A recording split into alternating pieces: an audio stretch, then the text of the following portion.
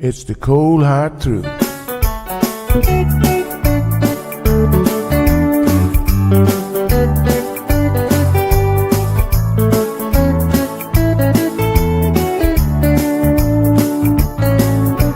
Everyone really want to know what's going on with her show. Just get on the air and you will know it's Sandra. The queen of the mile road is here, helping people from everywhere. Get on the phone and you will hear Sandra. Now she will tell you how it goes, but don't you ever step on her toes, 'cause you will hear the cold hard truth from Sandra. They say she's the hero in town, helping people from all around. You get a call, your money is found, it's Sandra.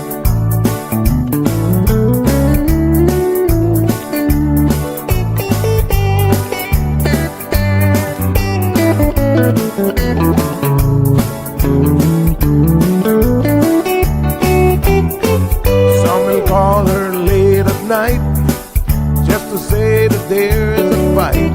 And she will not just leave it alone. She'll get up and call on the phone. And when politics starts on her show, everyone really wants to know the way the things will really go with Sandra. And some will start to criticize, get on the show and tell pure lies, but someday we'll realize it's Sandra. And when they start to argue again, she'll pull the heads to the wind, and soon you will be a friend of Sandra. 'Cause every day everyone wanna hear from Sandra. Every day everyone wanna hear from Sandra. 'Cause every day everyone got to hear from Sandra. 'Cause every day everyone got to hear from Sandra.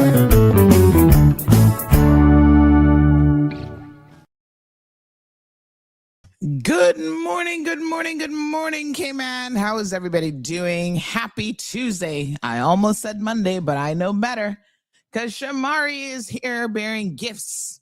It's like Santa is in the house. Let's go ahead and welcome Shamari. Get ready to win some prizes, honey child. Good morning, Shamari. How are you? Good morning, Sandy. How are you doing? I'm doing fantastic. So good to see you. Any good news for me today? Yeah. Oh, we got good news and bad news. Oh, okay. So, so the Yeah. good news is that, the Dolphins finally lost, right? Okay. All right. And then the bad news is we lost. But the good news is we lost, so we're no longer in playoff contention. We're officially eliminated. So Okay. persons could see towards the tail end of the game, I'm sure, with the play calling that, you know, we've kind of Mhm. thrown in our gloves, and we're not purposely losing, but Mhm. taking it a little bit easier than we probably should, because now we can go ahead and lose the rest of the game so we can get a better draft pick. And when the new GM comes in, we can start that rebuild. So we're we're one Yeah. step closer to becoming great again based on the loss. So I like your all good. optimism. Yeah, I like your Yeah. optimism. Now Well, explain. we wanted the GM gone. We kind of Yeah. want the head coach gone as well. So we got to wait to see if that's going to happen. Okay. Um, but yeah, it's a rebuild. It's a rebuild. You can't Okay. if you continue to be mediocre, then you'll never become good. So you kind of have to gut the team, get some draft Mhm. picks, build with young talent, make some good moves with a good GM, and then I'm sure we will be back on top. So Mm. even though we lost, the Mhm. Grinch did not steal our Christmas. It's one day closer to our rebuild to becoming great again. All right. So let me ask you one question though. I've got a question for Yes. you. Mhm. Um, when you say that your draft picks, you get a better draft pick, what does that mean? Because you're like Okay, the worst so team, you get better options? in order to cause to make for better parity within the league, Hmm. every year the top players come out of college, right? That go into the draft. Okay. Yes. So you have all the best players, they go into a draft, Mm-hmm. and then you have projections one through however many, because they're different rounds. Okay. And typically the worst team gets Uh-huh. the number one draft pick. Really? Okay. Yeah. So they're So giving the worst for team the advantage, basically. correct. So for instance, I'll just give you an example that you would probably understand. So Shaquille O'Neal, Shaq, Mm-hmm. coming out of college, people knew he was going to Mm-hmm. be a bona fide Hall of Famer. You had never seen a player like him. So Mm-hmm. teams started losing in the hopes that they would get the number one draft pick because once you get a Shaquille No. O'Neal, it changes the entire trajectory of your organization. Now, basketball's a little bit different because you have five players on the court at one time. So if Mm-hmm. you have one really, really good player, that can really change the trajectory. Now, in the NFL, it's a little bit different because you have 11 players on offense, 11 players on defense, 11 players on special teams. So you Mm-hmm. kind of need a lot of players to actually turn it around. So in the NBA, what they do is they actually give you a higher probability of getting the draft pick because what teams started doing was actually losing, so they knew exactly where they would fall. So they could get So that for advantage. instance, Yeah. what they do is they call it the lottery, where if I'm the worst team, I have Uh-huh. about a 70% chance of getting the number one pick. And then they have 70 balls in a machine, right? Uh-huh. And the second team has like a 15% chance. They have 15 balls. And the balls turn, and then the ball that comes out tells you which draft pick you're going to get. So the NBA is a little bit different Mm-hmm. where it's by probability you'll get it, but it isn't a guarantee, right? Whereas in the NFL, it's a guarantee. You're the worst team, you get a number one pick. Now, Wow. what happens is if there's a very good player that you see that you want, sometimes you trade your draft picks for that player.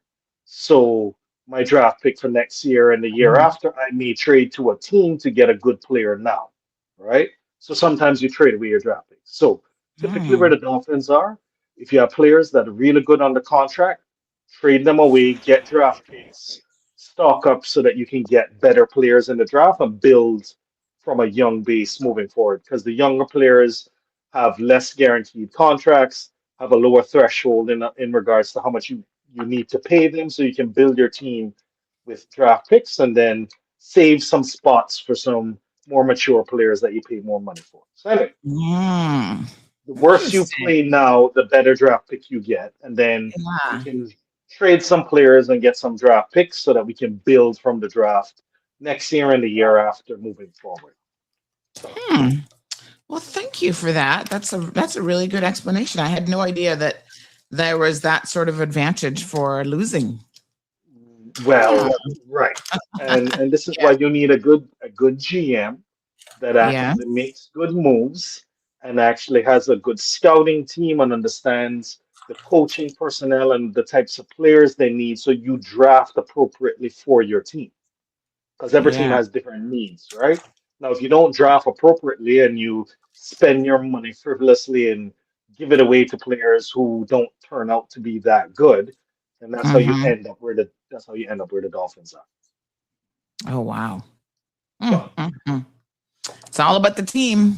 The and team makes it happen. there's a whole science behind it, right? Really. And yeah, and there's a business. Obviously, there's the business side, whether or not you draft a player that's popular versus that will sell a lot of jerseys and put bums in seats versus drafting Mhm. maybe a player that isn't well known but is better suited to your team, and then through winning, you put bums in seats and sell jerseys. So it's just Mhm.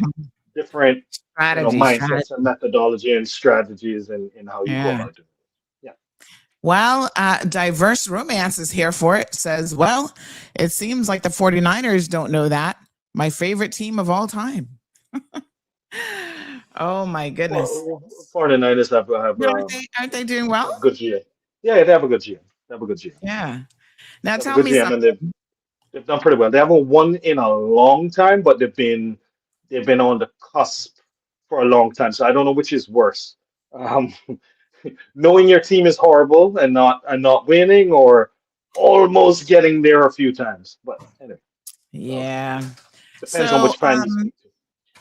right. So we know that you're a big Super Bowl fan. And what happens Mhm. the years when your team has a really bad year? Will the party continue? Will the Super Bowl party still happen? Well, if that was the case, then we would never have a Super Bowl. For the Dolphins, They've never been to Super Bowl. they haven't been to a Super Bowl. They've been to a Super Bowl in my lifetime. They haven't been in a Super Bowl since I was legally able to go somewhere and be somewhere Ooh. without an adult. Put it that way. Oh, that sucks. So Oh, I've yeah. watched them in a Super Bowl, but I would have been, sitting on people's laps Oh watching the my game. God. Yeah. That is pretty sad. Wow. Okay. Well, so yeah, so the party continues is what he just said. Party All always right. continues. Yeah. Always continues. Yeah. Diverse said exactly. Haven't won in all time. Kaboom. See ya. Says this is why the Miami Dolphins suck. The Dolphins are just cursed. Oh my goodness. No. They're not They'll get cursed. there. They're not I mean, cursed. there are a lot of teams. So I mean, somebody's got to lose, and some worse than others. So you can't have all winners, right? Correct. No more. We're new GM. We'll figure it out. We'll probably keep the coach for one more year, if we don't get rid of him, and some good draft picks, and we'll be good. We'll be good. Some Yeah. good tax benefits in Miami, so we'll get some players. Right. All right. So, folks, don't forget you can join us on YouTube, Facebook, Instagram, and of course, CMRTV.com. So thank you guys so much for supporting all of the independent content creators on CMR TV.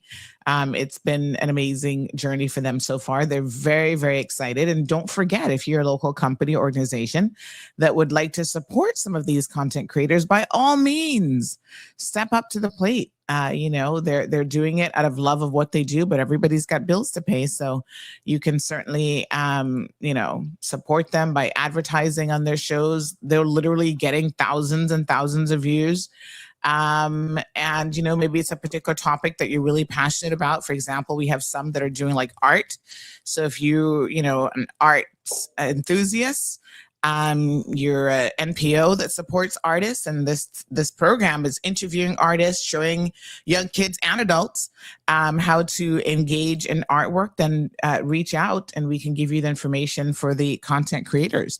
And by the way, in support of all of the content creators, CMR, just as an FYI, we don't take anything out of what they make. We give them that to be their own sponsorship. So really appreciate those who've stepped up so far, stepped up to the plate, and it gets your message out there to a much wider portion of our community. And I don't know, have you been catching any of the shows, Shamari? There's some really fantastic shows on. Saturday's kind of like for kids and adults too, but we've got like the Art Beat, for example, with Elizabeth, which is really good. Like she shows you how to do all sorts of neurodivergent art and all sorts of really cool stuff. And she interviews a lot of artists as well. Oh, amazing! I definitely need to tune in. I've been busy, been traveling. I'm back now, so going into next week, slowing down a little bit. So I'll definitely catch up on some previous shows. Yeah. Has Throwing Down with Chef Brown happened as yet? Because that was the one that I definitely was waiting for. Um, Yes, we've got our Cayman beef episode that I think is going to be dropping just in time for Christmas. okay, Yes, so Chef Brown is coming that along. Christmas beef, that Christmas beef. Okay, good. Oh yeah, everybody wants to know how to make that perfectly for Christmas. All right, so good morning to everyone joining us. Marshall, Siobhan, Abby. See ya, over 140 people already online. Strong Wilt is here for it, plain and straight. CC McLaughlin, Barbara G. We got lots to talk about. I was off island yesterday, and I know it kind of confused some of you just a little bit. Because a lot of times I don't announce if it's just a little 1-day trip. I don't announce it until like that morning that I'm not there. So some of you are like, "Where are you gone? Where are you gone?" And so I was celebrating with Cayman Airways, and of course Shamari, with his tourism background, will no doubt appreciate this. Cayman Airways actually celebrated their 40th anniversary yesterday for nonstop flights to Tampa. And so I remember that because I was all of 12 years old at the time. And I was living in Tampa since I was 9. And so that was like a big deal for Cayman Airways, because of course, before then, Shamar, you might be a little bit too young to remember this. But back in those days, nobody knew where the Cayman Islands was. Like you had to be in a particular category to really know the Cayman Islands. When I would say, "Oh, I'm from," they're like, "Where are you from?" They heard a little accent. "Oh, where are you from?" I say the Cayman Islands. They're like, "Oh, is that Jamaica? Jamaica? Is that Bahamas? Is that Cuban?" I'm like, those are not the only places in the Caribbean. Bahamas is not even in the Caribbean, but I'm like, come on, no, don't you know the Cayman Islands? They're like, no. And that was when we didn't even show up on a map. Yeah. And now we got people vying to come here from halfway around the world. Yeah, I went to college in D-Land, Florida. So yes, there were quite a few people that would give the same. That's why I said Jamaica. That's why I said Jamaica, because they were always like, "Where are you from?" Cayman Islands. "Oh, Jamaica." I was like, "No, not Jamaica." But you know what? Thanks to that flight, you guys were able to go to places, and all of a sudden, by the time I got to USF, there were people coming. Like University of Tampa was really, really popular. Some were starting to come out, diverge into like Hillsborough Community College, USF. And so that direct connection to Tampa has really opened up so many opportunities for Caymanians to go study abroad, as well as, live in Tampa easily, back and forth. And so check it out a bit later on, folks. We're going to have exclusive interviews. They did a whole little ceremony yesterday. We'll have all those details. But we're here for another Medical Rundown Tuesday to give away stuff. So although Shamari is wearing his Grinch hat, he's actually going to be really nice to us today. And he's got some surprises and gift certificates and giveaways. So he's got his blinking Christmas tree necklace pendant. That's flashing. And then he's got his Grinch hat on. And we do have some videos and stuff that we're also going to be watching this morning. Oh, the Grinch mug as well to match. Do you have a special section in the kitchen with all of your mugs? So guess what, right? My wife, when we were away and I was going away for the award, when she sneaked off to go do what she was doing, I went to the trolley, and she hates the fact that I get mugs and socks. And she was like, "Oh, finally, no mugs and no socks." So I just paid for that one round and then packed it in the bag. So she didn't even know that I got the Grinch hat. I got the Grinch socks, which are here. So somebody just said that is actually, they let your secret out of the bag. That's actually an air freshener around your neck. Is that true? Yeah. It is a Christmas tree. Oh my gosh. I guess they say it looks like an air freshener. I don't know what's going on there. All right. We got Ryan joining us. Green onto them. Ryan is joining us from Virginia. I'm guessing that's what VA stands for this morning. Abby says, "I love the Grinch mug." You see, I suspect that that his wife tolerates him. It's kind of like me and Marlon. He messaged me the other day.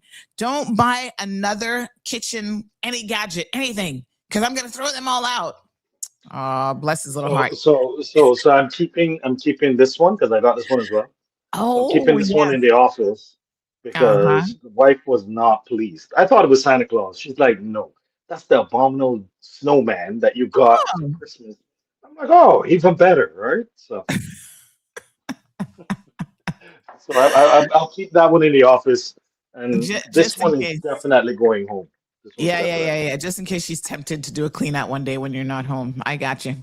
So I'll give you a quick story, Sandy, before we start. So you're talking about Cayman Airways, and obviously it's impact, and a lot of people from time to time they look at the budget and they're like, oh, Kimani Ray's losing money. There was actually Mm-hmm. an actual report that showed the economic impact of Kimani Rays. So what we used to do from a Mm-hmm. Department of Tourism perspective, whereas other countries would pay American Airlines, whomever, to fly in. Mm-hmm. Once you're paying them to fly in and you're giving them revenue guarantees, then they aren't as incentivized to do what they need to do on their end from a marketing perspective to fill those seats.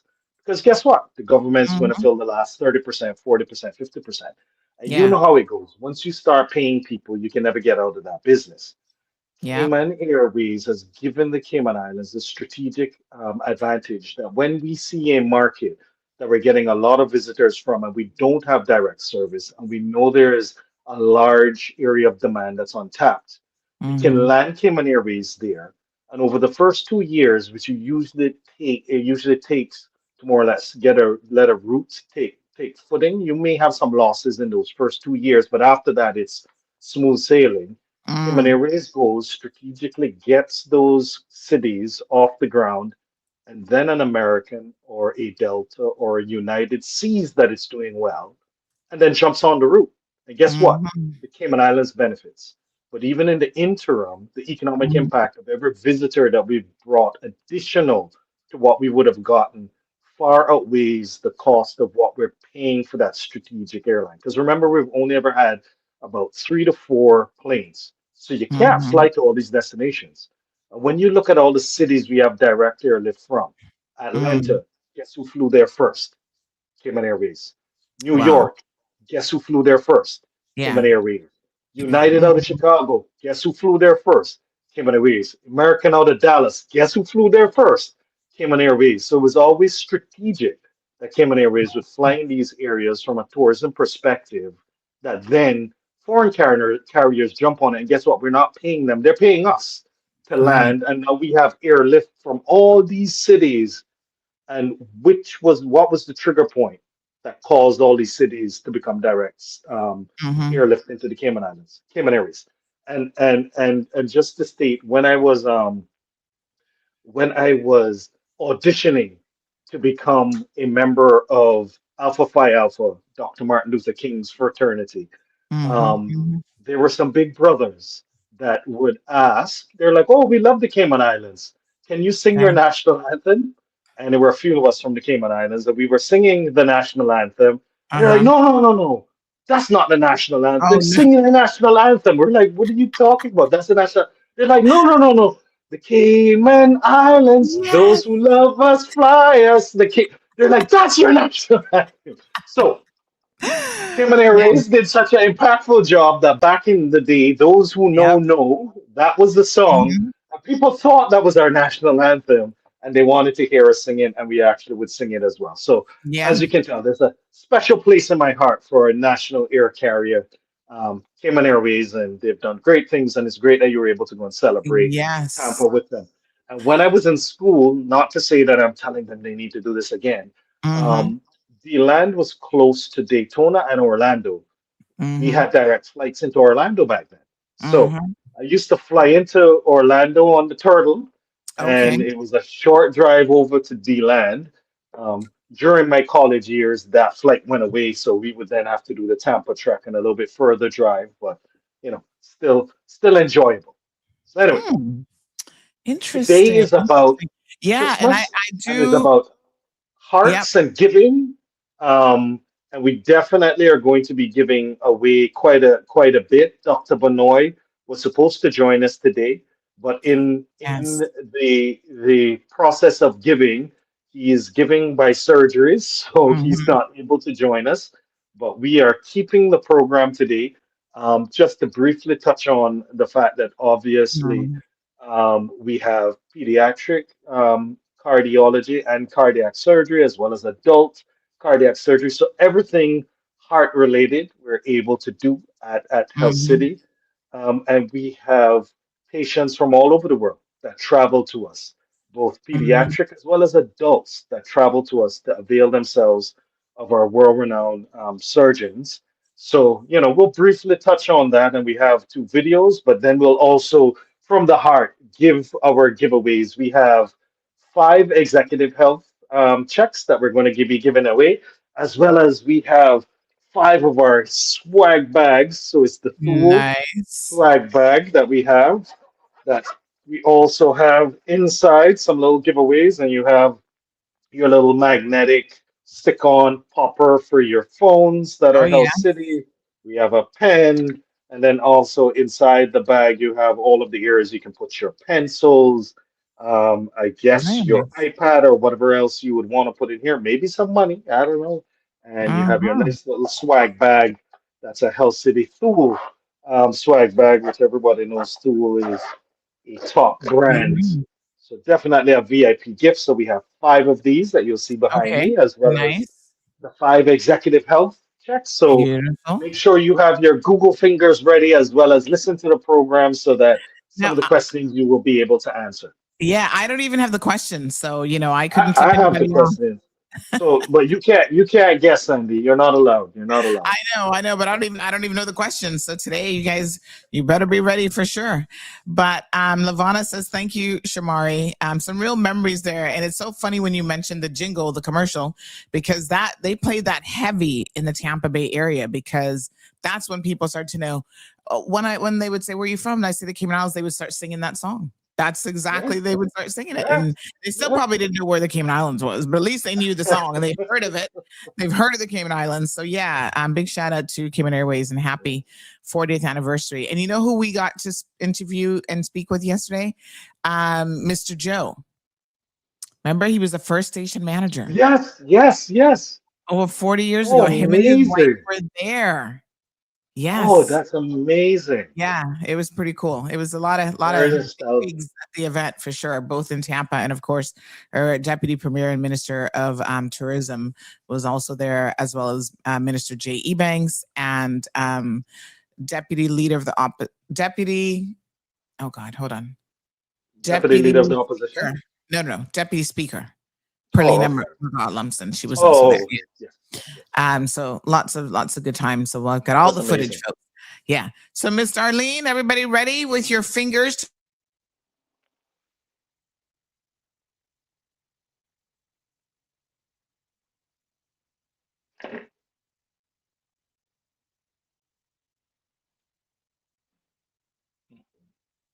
Percent, but it's moving kind of slow. So we will proceed with what we have, Yeah. and then I went there. Yeah, I went out for a little bit. I don't know what happened, but I'm back. oh sorry. Yeah. So no, I was just saying that we're looking at a few of the videos having to be converted. So fingers crossed that we Okay. can get those done. Yeah. All right. Just a little formatting thing happening in the background. Okay. So let's go with our first question, if you will. Yeah. Tell us what the first question is for our listeners. All right. The first question is, what year was Health City established? What year did Health City open? This is a good one. So you got to call in because we can't do it online. I'll tell you why. Unfortunately, it's sometimes you guys see messages in a different order than I do. So to make it fair, the fairest way that we can do it is to have you call in. The telephone number is 936-2626. Super easy. 936-2626. The phone is fully charged. So give us a call. You're going to get yourself a little swag bag there with some little goodies inside of it. So yeah. What year? The question again is, what year did Health City open its doors? Yes, that's an easy one. On a scale of like 1 to. All right, we got somebody calling us. Good morning, caller. How are you? Hello? Caller, can you hear me? I can't hear them. I know, I can't hear them either. Uh-oh. Well, we got somebody calling on the proper line. Good morning, caller. Welcome to the program. Uh-oh, hold on one second. I can hear you, but I think I got to unplug and replug this. Hello? Hi? Nope, still can't hear you. Give me 1 second. Uh-oh, sometimes this happens where we kind of have to restart the iPhone. Oh, boy. Okay, hold on. I hear somebody coming in. Good morning, caller. Good morning. Hi, good morning. How are you? I'm good, thanks. Was it 2014? 2014. That is correct. That is correct. That is Ding, correct. ding, ding, ding, ding, ding, ding, ding. You are a winner. Congratulations. Thank you. All right. So let me just see here. I'm going to just send phone numbers along straight away. Okay. Beautiful. Thank you so much. Thank you. I appreciate it. Congrats. Merry Christmas when it comes. Same to you. Okay. Oh, okay. I got a little tip here from Kifra on what I need to do. I think I'm accessing the wrong videos. That helps. All right. So congratulations. That is our first winner. Very good. All right. So we've got a another question. What are you going to give away this time? So this time we're going to give away the executive health check. So you will be able to win an executive health check with the second question. And the second question is, can you name 3 specialized medical services provided by Health City Cayman Islands? 3 specialized medical services provided by Health City Cayman Islands. Okay, 936-2626. They offer a lot, so I feel like 3 is not onerous. You should know. Yes, at least 3. Yeah. Okay. All right. 3. At least 3. And there's lots of them. So I think you guys can get this. 936-2626. Give us a call. There we go. Good morning, caller. Good morning. Hello. How are you? I'm good. Welcome back. Thank you so much. Thank you. Oncology. Okay. What is it? Prenatal. Now, yes. Okay. The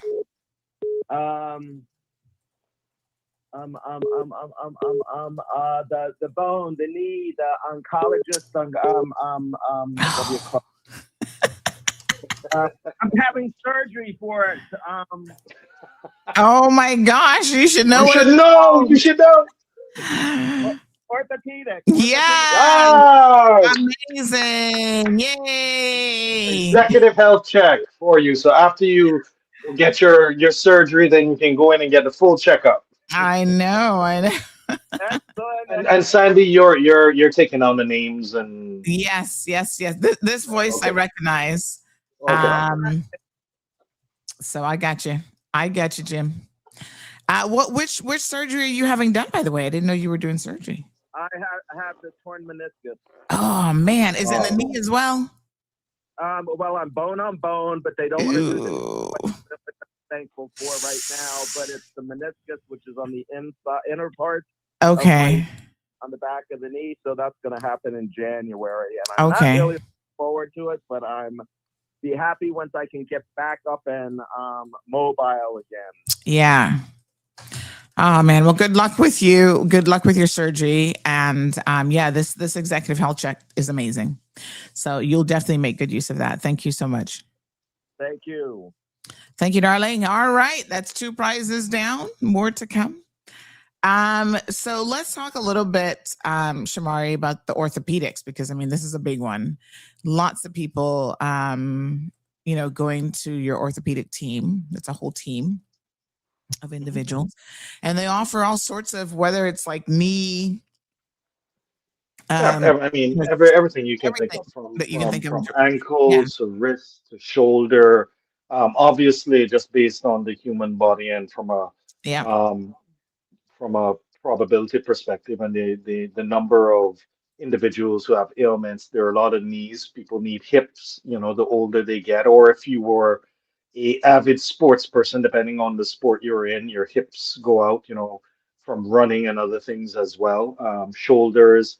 So we have, obviously, you can come in for surgery, or depending on the ailment, we have arthroscopic types of procedures, minimally invasive. We were speaking about the robot last week and the guided types of orthopedic surgeries that can be done that make the cuts more precise, that actually give you a better outcome. So we definitely have a full team. We actually are getting even more persons within the orthopedic unit, but we have a full team within orthopedic department that can do the full array. And you've had personal interactions, obviously, with Dr. Naranjan, Yep. and can speak to his capabilities. And, we also now have a pediatric team based on the fact that we are, doing maternity, which leads to, for those that need neonatal and otherwise, but we also have a pediatric team from an urgent care perspective, emergency perspective. We're Mm-hmm. able to deal with everything. And it's good to hear that. I think you said his name was Jim. That Jim is going in, so he'll go in. He will have his procedure, and then next year you have a full year that you'll be able to use the executive health check. You can get everything checked from top to bottom to make sure that he has all of his numbers, and if he needs to do work in certain areas, that he'll know exactly what he needs to do as well. So Mm-hmm. happy that Jim got the executive health check. Yeah, no, absolutely. And it gives you such good information that you really, really need, especially as you get older. But even if you're a bit younger, you're still in your 30s, get like a baseline one done so that you kind of know where you are with your numbers, because the evidence is there, folks. That even though your numbers might not be like in the danger zone or anything yet, when they start to creep, that creep alone, yes, is what the medical evidence is telling you. That creep alone is an indication that you should start taking corrective action. And I tell you that the physicians at Health City, they really try to get you to do everything within your power, right? It's not surgery first, medication first. It's like, no, okay, you're borderline. Can you lose 10, 15 pounds? Because that's going to bring that A1C number down. Can you start walking more? Can you, start to watch that diet? Go meet with the nutritionist. We've got a whole team of nutritionists, dietitians there at Health City. So they really try their best to get you to do your part and what you can do. And only when absolutely necessary do they say, right, we're going to have to, medically intervene in terms of surgery. With a torn meniscus, it depends on where it is. And I never knew this because I'd had a torn meniscus before, and the advice then was just leave that alone. That'll heal in its own. But certain tears in certain locations, that's why, you need the good x-rays and the good MRI machines and stuff, because certain tears will not heal themselves and they will not repair themselves. They can only be medically dealt with. And, they know with their years of expertise. I mean, going in, Dr. Naranjan told me, he said, given the location of this tear and, how it's looking in the MRI, I suspect that we're going to have to cut that out. It's not one that we can stitch or anything like that. And so I was like, okay, well, I'm going to leave it in your expert hands. And sure enough, when he went in there and he saw exactly where the tear was located and how it presented itself, he just decided to cut it out. Now, I love that I have the video of that because it is so incredibly interesting to watch. I feel like in another life, I could have been a physician. I could have been a surgeon. So one day, Shamaria was actually showing it to Gigi, and she was also fascinated. She was, I need to get her to come through your program, where she can walk around and stuff. Because she said to me, you have water in your knee? Because it looks like, and I said, well, there's fluid in there. I said, I don't know if exactly water, but there's definitely fluid in there. And so it's just amazing to like, when you see it, when you see him doing the cut and looking at, the cartilage and stuff, it's like, whoa, that is so cool. But that speaks to the technology, again, that Health City has available to them. So I know that last week we were talking about, all of the advances in AI, the AI models and systems and stuff that they're actually using that really is like next level amazing when it comes to allowing them to do a much better job. So yeah, kudos to them. All right, folks. So get ready. We got more giveaways. Good morning to Shaka. Thank you, KK. I'm not sure what happened to the radio there, but we're hoping that will kick back in here in a second. And let me just see what else we got here. Orthopedic. That's right. KK was like, yes, I'm going to guess that here. Jim says, I've had the executive health check up a couple of years ago. Amazing. I'm overdue. So this is a wonderful Christmas gift from Shamari and Health City. And Lavana can testify that Dr. Niranjan is the best. They have so many really good team members there. There's a newer member of team who is actually dealing with Gianna at this time because of the fact that, oh, hold on a second. Okay. All right. Just communicating with your team there. Right. So we had, she had a little fall recently and kind of sprained her wrist. We hope nothing's fractured. But remind me of his name. He's the newest member of your team. And he actually runs a 50-bed hospital in India. Yeah. That's where he came from. You're gonna put me on the spot. Oh gosh, I know. I should know his name. Oh man, it'll come to me. Hold on. I think I know. Hold on, let me see. I'll tell you how I'll know his name, because I think I mentioned it to Dr. Benoit. His name is Dr. Devendra. Devendra. Yeah. Yes, he is part of the orthopedic team, newest member. Mm-hmm. And a great surgeon that came from a huge outpost. That's got to be him. That specializes in orthopedics. Yes, that's him. So he's dealing with Gigi now, and she has to go back this week because he explained to us, which again, the things that they explain to you and tell you, absolutely fascinating.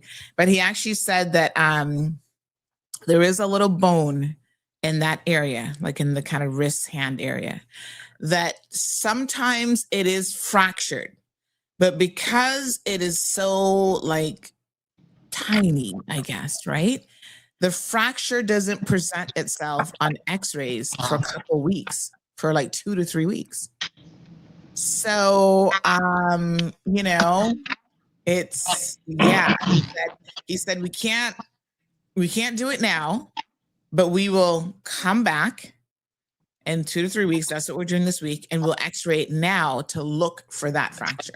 Because he said sometimes that takes a while to present itself. So we just want to make sure that actually isn't fractured. So, pretty cool.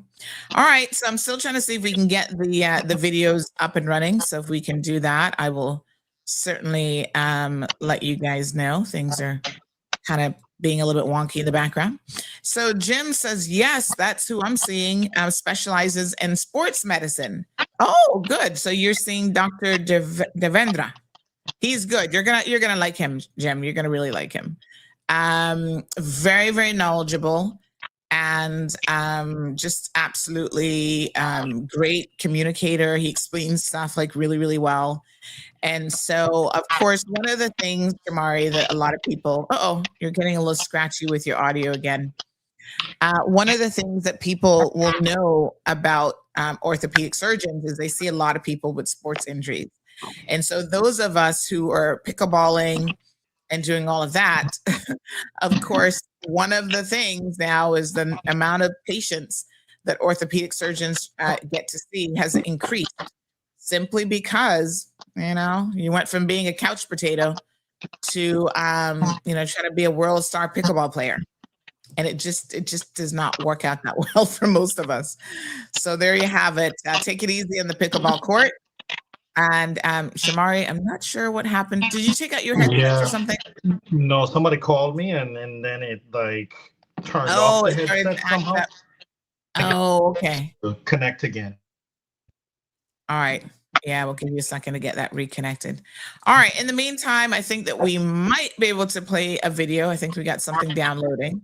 So we're going to grab this video. While we grab and play this video, Shamari, you go ahead and exit out and come back in. All right. So have a look at this, folks. Some of the amazing stuff that's happening over at Health City, Cayman Islands. Fue muy doloroso saber que tu propio hijo está enfermo y más que es chiquitita, recién aprendiendo a vivir, queriendo tener una vida. Es muy feo. This is a mother. She was 14 years old when she got pregnant, and she decided, okay, she won't have an abortion. The baby had the atrial septal defect. Got her to one of our Samaritan's Purse cardiac doctors and found, okay, it needs to be operated on. Maria, the little 2-year-old, was brought to our screening in Bolivia. She was an ideal candidate for our program. During that conversation, the mom just happened to mention, I was born with a hole in my heart. And sure enough, she came back and she did have a large heart defect as well. She was under the age of 18, still met our criteria as being a child who could receive heart surgery. When she got 10 years old, 11 years old, she wasn't able to do the things that her friends could do. She just didn't have the oxygen in her blood, and they started making fun of her. Me dijeron cosas feas que no quiero recordarlo y ya no puedo. Pues yo me sentía mal, ¿no? Al ver que no podía hacer nada por mi hija, porque la verdad no teníamos cómo hacerla operar a ella. Así que me dolía mucho verla a mi hija así.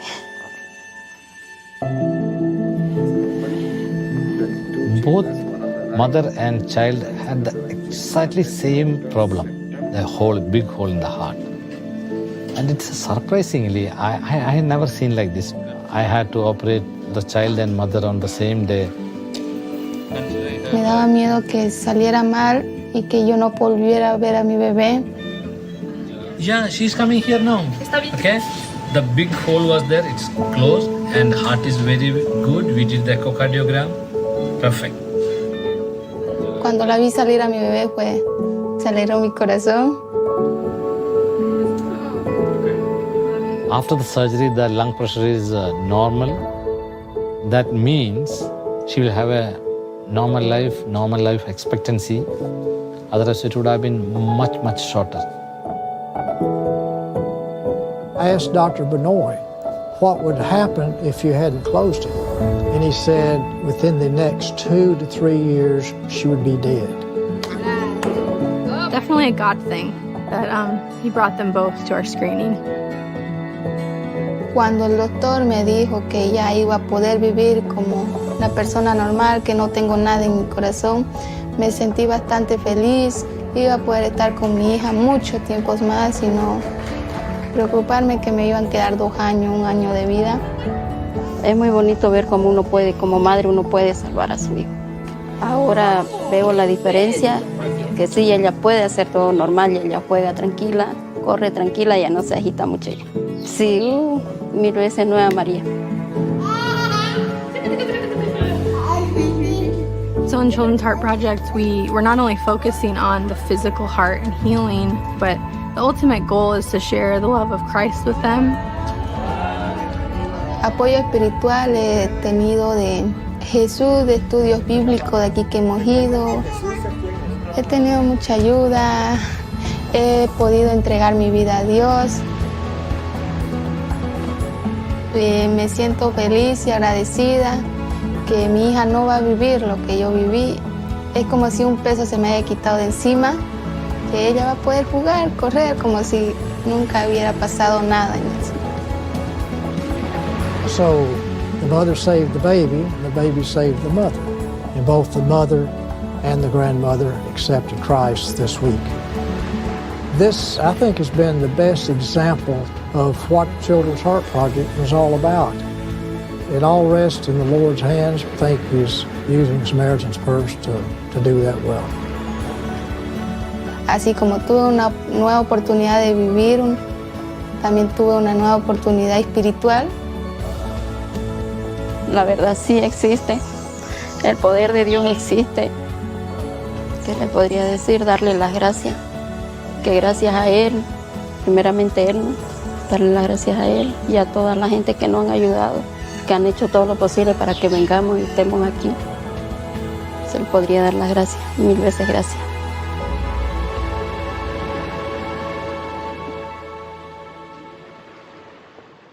Yeah, Shamari, this one always tugs at my heart. Samaritan's Purse, an amazing organization. And we saw that even recently, I think they were the same ones who stepped up to the plate in Jamaica after Hurricane Melissa. And were assisting with setting up basically a remote hospital. And so this story demonstrates how their organization in partnership with Health City are saving lives.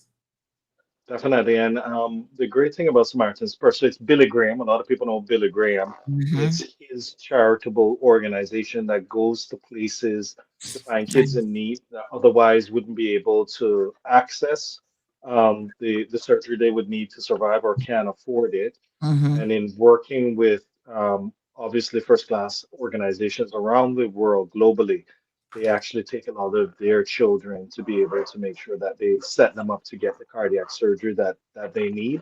Mm-hmm. So Samaritan's Purse has been a great partner from day one. And the interesting thing is we see children from Bolivia, we see children from far away as Fiji, and Wow. we see children from Nicaragua, recently even children from Jamaica and in the Caribbean as well, but a lot of Central American countries, Honduras, and then we Mm-hmm. also see children from as far as countries within Africa and the such that even though there are other facilities, even in Europe and other places that they have partnerships with, when they came and saw the team and the care and the atmosphere here in the Cayman Islands with the host families, as well as, and a big shout out to Mrs. Miss M, Angela Martins, who, for many, many years was the spearhead of the families that would help to take care of the children prior to surgery and even after they're discharged with the host families in the community through the church and the such. Mm-hmm. Because of the setup here and because of the Dr. Benoits that are actually here and the type of quality service that we're able to give, they give us and send us a disproportionate number of the children that they could sell Mm-hmm. elsewhere, just because they're so comfortable with the entire ecosystem that we have here as well. So they're a great partner, and we always look forward to helping the children. And that one you would have seen would have been a mother who needed the procedure and the Mm-hmm. child who also needed the procedure. And Dr. Benoit would get Yes. emotional about it as well because the mother said she wanted to have her surgery second, right? Yes. Because she wanted to make sure her child survived.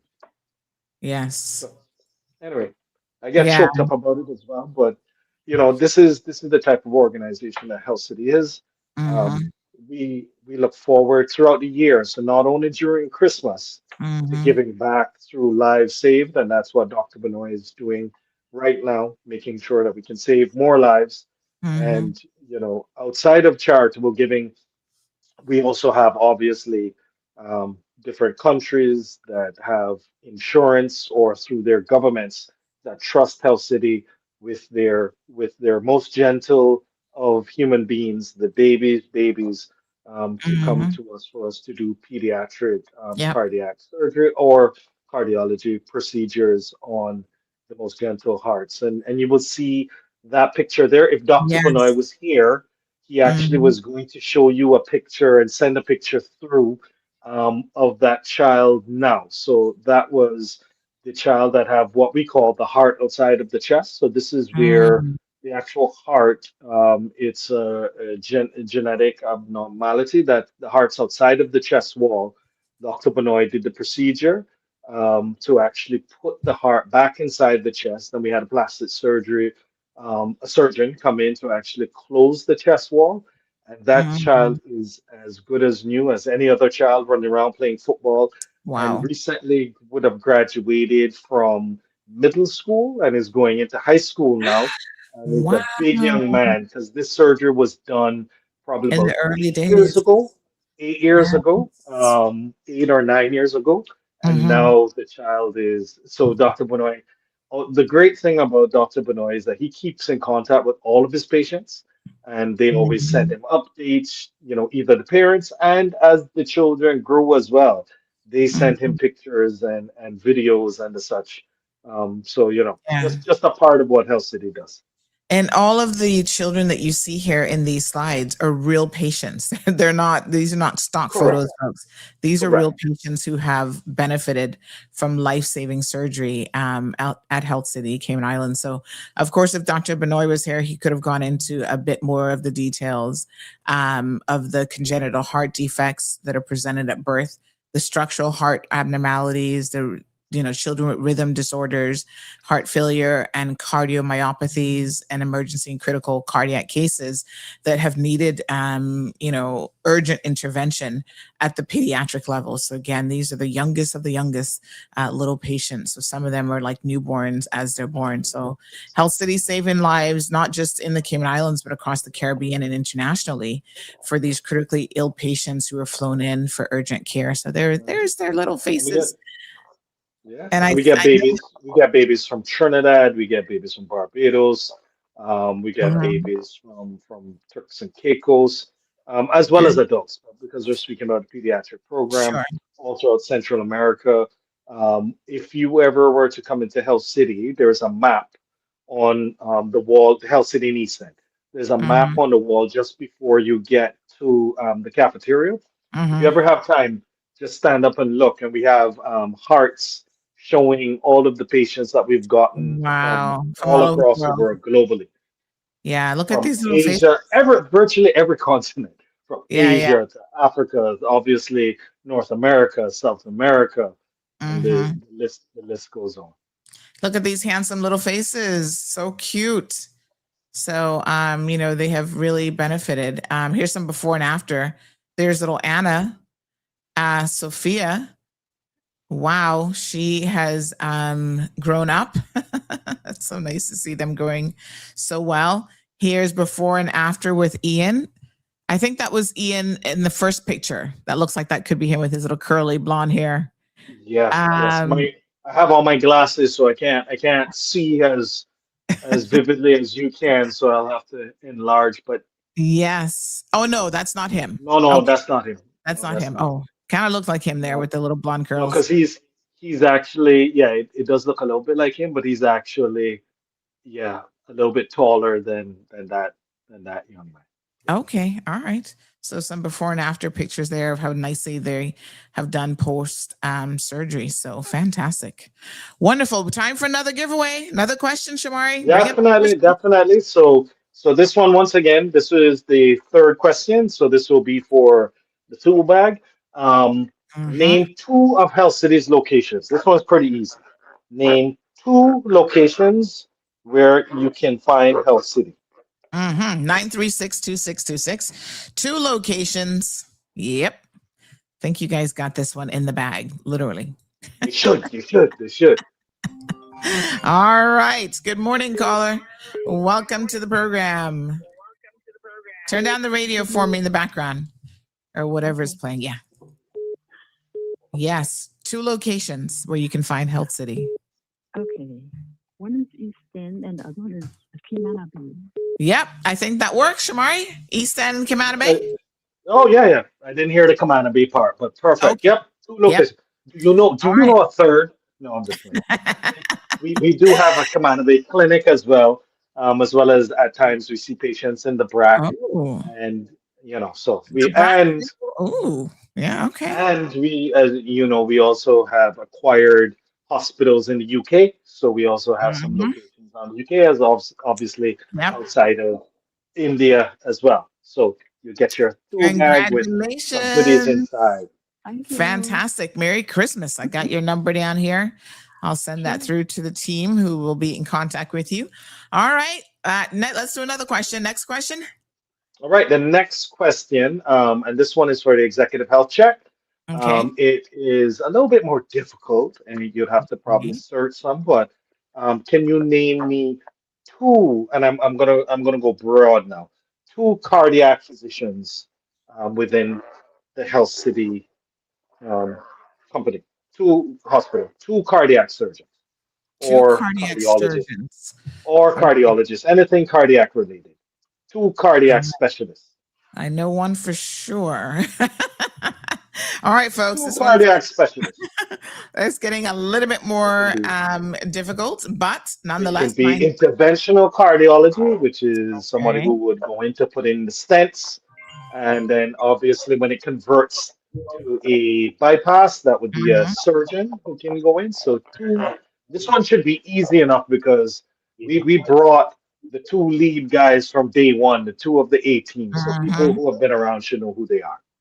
All right. Good morning, caller. What's your guess at this one? Good morning.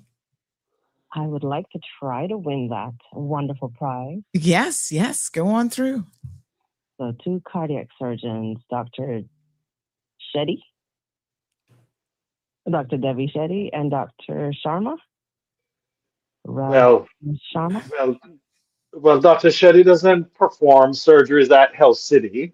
So do you know any specific cardiologists and cardiothoracic surgeons at Health City in Cayman? Dr. Benoit. That's right. Okay. And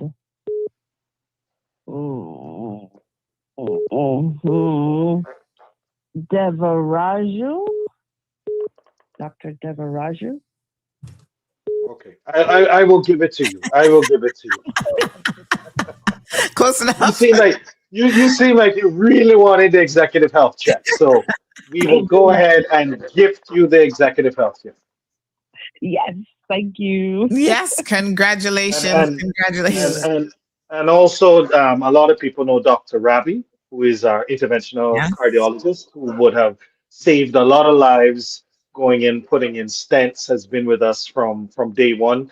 Also does electrophysiology, which is the burning of the different arteries and veins in order to make sure your heart is, the rhythm is ticking appropriately. So a lot of people know Dr. Ravi as well.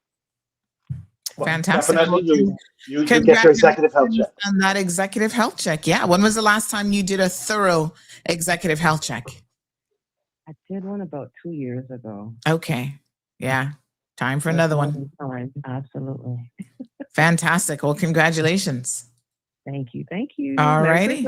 Thank you. Merry Christmas. All right. Good giveaway. Yeah, boy. People are aiming for those executive health checks, which is a good sign, because I think it certainly means that, you guys are trying to stay on the healthier side of things. So very, very good. So congratulations to that last caller. Just sending through the name here to the team. Fantastic. All right. Shall we do another prize and then we'll do another video after this one? Yeah, we can. So this one is for the tool bag. Can you name 3 countries from which Health City gets medical tourists? 3 countries from which Health City gets medical tourists. 3 countries from which Health City gets medical tourists. I know for sure. I know some in the Caribbean. All right. 3 countries. North America. Think big. Good morning, caller. 3 countries. Okay. North America. That's not a country. Oh, you're saying in North America is Canada. Yeah, Canada. Okay. The USA. Okay. Uh-huh. And the Bahamas. Ding, ding, ding. All right, you got it. You got it. Good job. Good job. I'm curious. Do you know any more? Because you're on a roll. She wanted the executive health check. Oh no, this one. Straight. You can't be giving them away when people get the wrong answers. I had the right answer. This one was for the bag. This one was for the bag. Yes, is. Yeah. What is this one? This one is for the bag. This one's for the bag. Yes. Okay. Thank you. Well, if you can name 2 other countries, if you can name 2 other countries, I might swap this one out. Can you name 2 other countries? Medical tours. Medical tours. Or just people that you get here in general. Well, that would be medical tourism. I think. Yeah, medical tourism. People we get for surgeries. Yeah. Well, Belize and Trinidad. I think you said. Yep. Okay. All right. Ding, ding, ding, right. ding, ding. Upgrade. You got to upgrade. We'll swap it out. You get an executive health check. Good for you. Awesome. It's great that people want those. I mean, let me tell you. Congratulations. Yes. And let me just tell people this real quick. Even if you have health insurance, right? Yeah. You only get a certain amount of benefits for preventative. For wellness, right? Right. So if you use the executive health check that you win, then you can use your preventative for something else, like go to the women's health or whatever. Yeah. Yeah. All right. Wonderful. Thank you so much. Okay. Now, She's Shamari, tell smart. us She's what is smart. in, She's I smart. know. Yeah, for sure. Tell us what is in this executive health check exactly anyway. Yeah, so you get your full checkup from your bloods. You get the cardiac checkup where you need to bring your running shoes so that they can put you The on dreaded on the treadmill. the dreaded The- treadmill, yes, the stress the test. dreaded the stress test, the dreaded Yeah. treadmill, and you get the full workup. Now we have some add-ons that even if you so based on your history as well as your age demographic, you may want some other add-ons that will go a Mhm. little bit more specific in regards to cardiac and otherwise. But this is so your Fortune 500 companies understood that their C-suite executives were the actual uh, what you would call the not the service but the asset that was most important to companies. So that's where the executive health check came from, where they wanted to make sure, because obviously Sandy, that based on a Mhm. company's health, that's how the stock goes. And if the guy at the top or gal at the top drops down tomorrow, then stock may drop if Mhm. they pin their success to them. So they always wanted to make sure that the C-suite, if there were issues, that they understood what those issues are. So this Yeah. executive health check came about to make sure that you understand the core areas of health of the executives to make sure they were on the right path.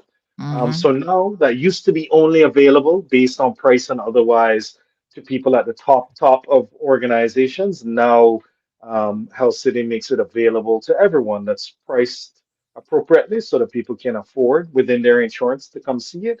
And even if you need to put on another $100 or $200, that's all Mhm. you'll need to have some of the add-ons as well. But it checks all of your vitals across cardiac, the full body, and then if you need any additional markers, we also are able to Mhm. do that as well. Yeah.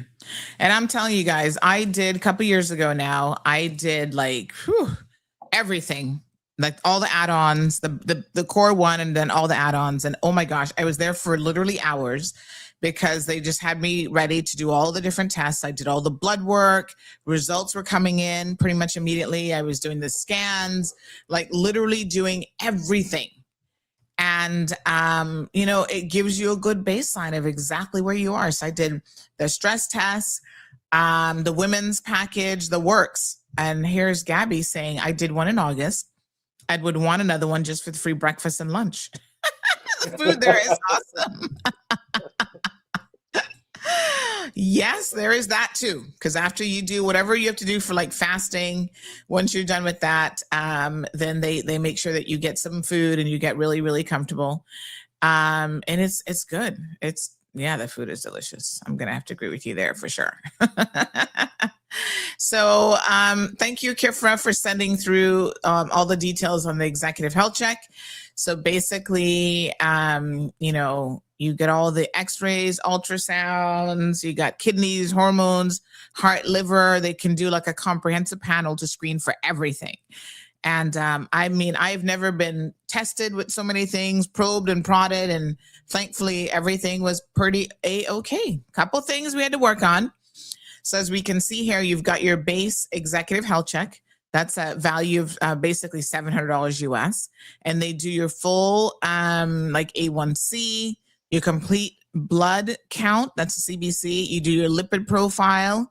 You've got your liver function profiles. This is where they're going to look for stuff like fatty liver and stuff. That's when you got to start eating better. Yeah, they're going to tell you that too. We've got kidney function panel. We've got the uric acid.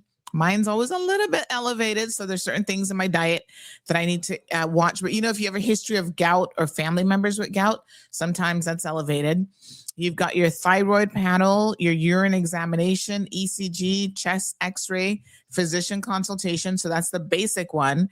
And then on top of that, you can do the cardiac health check, which includes a CT calcium screening, your echocardiogram. Then they've got a men's package as an add-on, a women's package, and then you can do like individual add-ons. So if you want to do like tumor markers, hepatitis screening, you might be at risk for certain things, diabetes screening and so on. You can add all of those things as additional add-ons as well. So, And yeah. And Sandy, just to mention that the $700 package If you were to get the same equivalent in the US, that would be at a top-notch facility, that would be anywhere between 3,000 and 5,000 US. So we charge 700, but it's upwards of $3,000 if you were to do that same package overseas. And then obviously all the add-ons, you would be even more overseas as well. So we wanted to make that in reach of the majority of the population and also within the wellness benefits so that persons who have insurance, and yes, the person was right, sometimes the wellness benefits aren't necessarily as comprehensive depending on insurance company, but then you would only have to pay an additional $100 or $200 versus $2,000 out of pocket. So we wanted to make it so that everybody would be able to gain access to this preventative wellness type of area. Yeah, it's very comprehensive. So Irvin says mine is due in February. I do mine every year, and Dr. Sandeep is the best. I love Dr. Sandeep, but I'm a little bit scared of Dr. Sandeep. Every time I see him, I'm like, oh man, don't make him see me because he's gonna be like, how's that A1C now? Oh yeah, doc, it's coming along. You've been walking. Oh boy. He's keeping me on track when he sees me. That's good. Yeah, absolutely. All right, so let's do another video right now as well, and then we'll come back and do some more giveaways and prizes. Definitely. About her condition. Didn't know the severity of her condition. And that's when it was broken down to me, and that's when I kind of had a little meltdown. In these last few months, the quality of life definitely decreased. But before, I was doing fine. I've had my condition for a very long time. It's been under control. So it is very, very special story of Dr. Ajita. She's a 41-year-old practicing doctor from the Bahamas. See, she was suffering from chronic heart failure. That means the heart was failing over a period of years. But on a particular day, a couple of months ago, she had a sudden cardiac arrest. That means heart just stopped. She just went into a cardiac arrest. And that's when she caught it holding my hands. There is where I lose all memory. So I don't know what happened there. It happened luckily while she was in the hospital, and they could do the CPR and resuscitated her. But this happened a couple of times. Then only option at that time, because heart pumping was like 15%. That won't sustain like that for long. So in the doctor's hospital of the Bahamas, they put her on ECMO. But that is a temporary measure. Something to be done for to save her. So we have a very strong team which has experience in ECMO and handling ECMO patients, both in neonates and adults. We've got a team which also does air ambulance retrievals.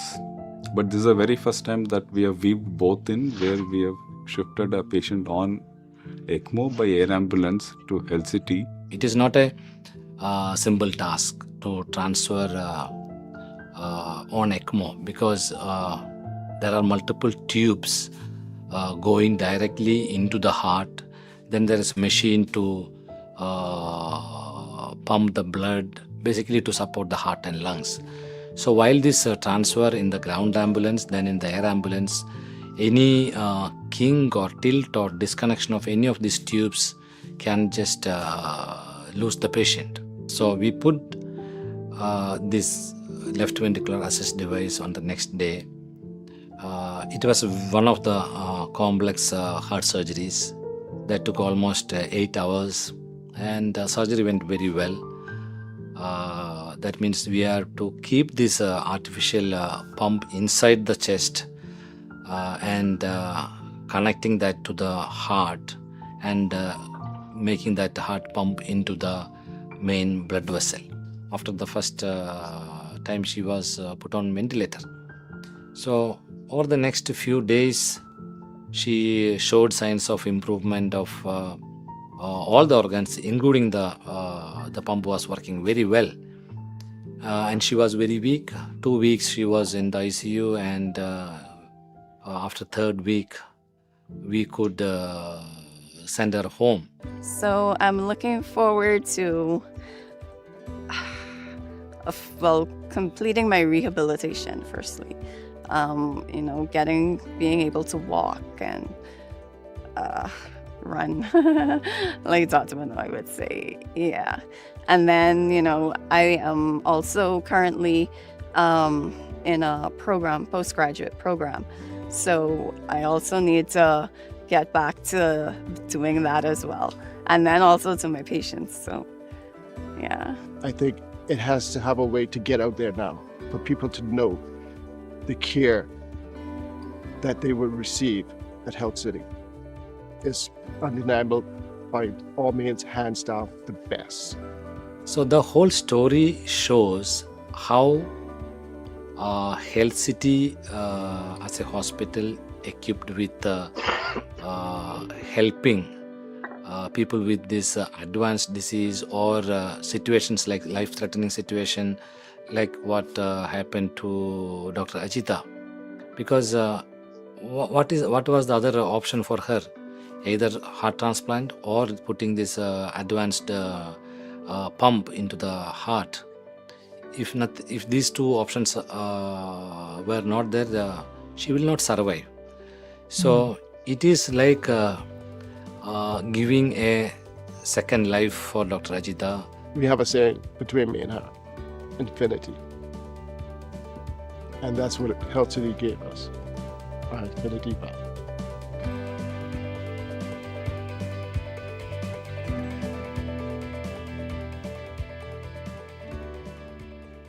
Wow.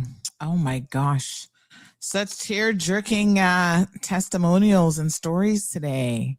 That's amazing. And she was a physician herself. Oh my goodness. Correct. And as a physician, then other physicians who are taking care of her wanted to send her and her family to the best place possible. They had insurance. They could have gone wherever. And they chose because they knew about Health City. They knew about the physicians we had here. They knew about the quality.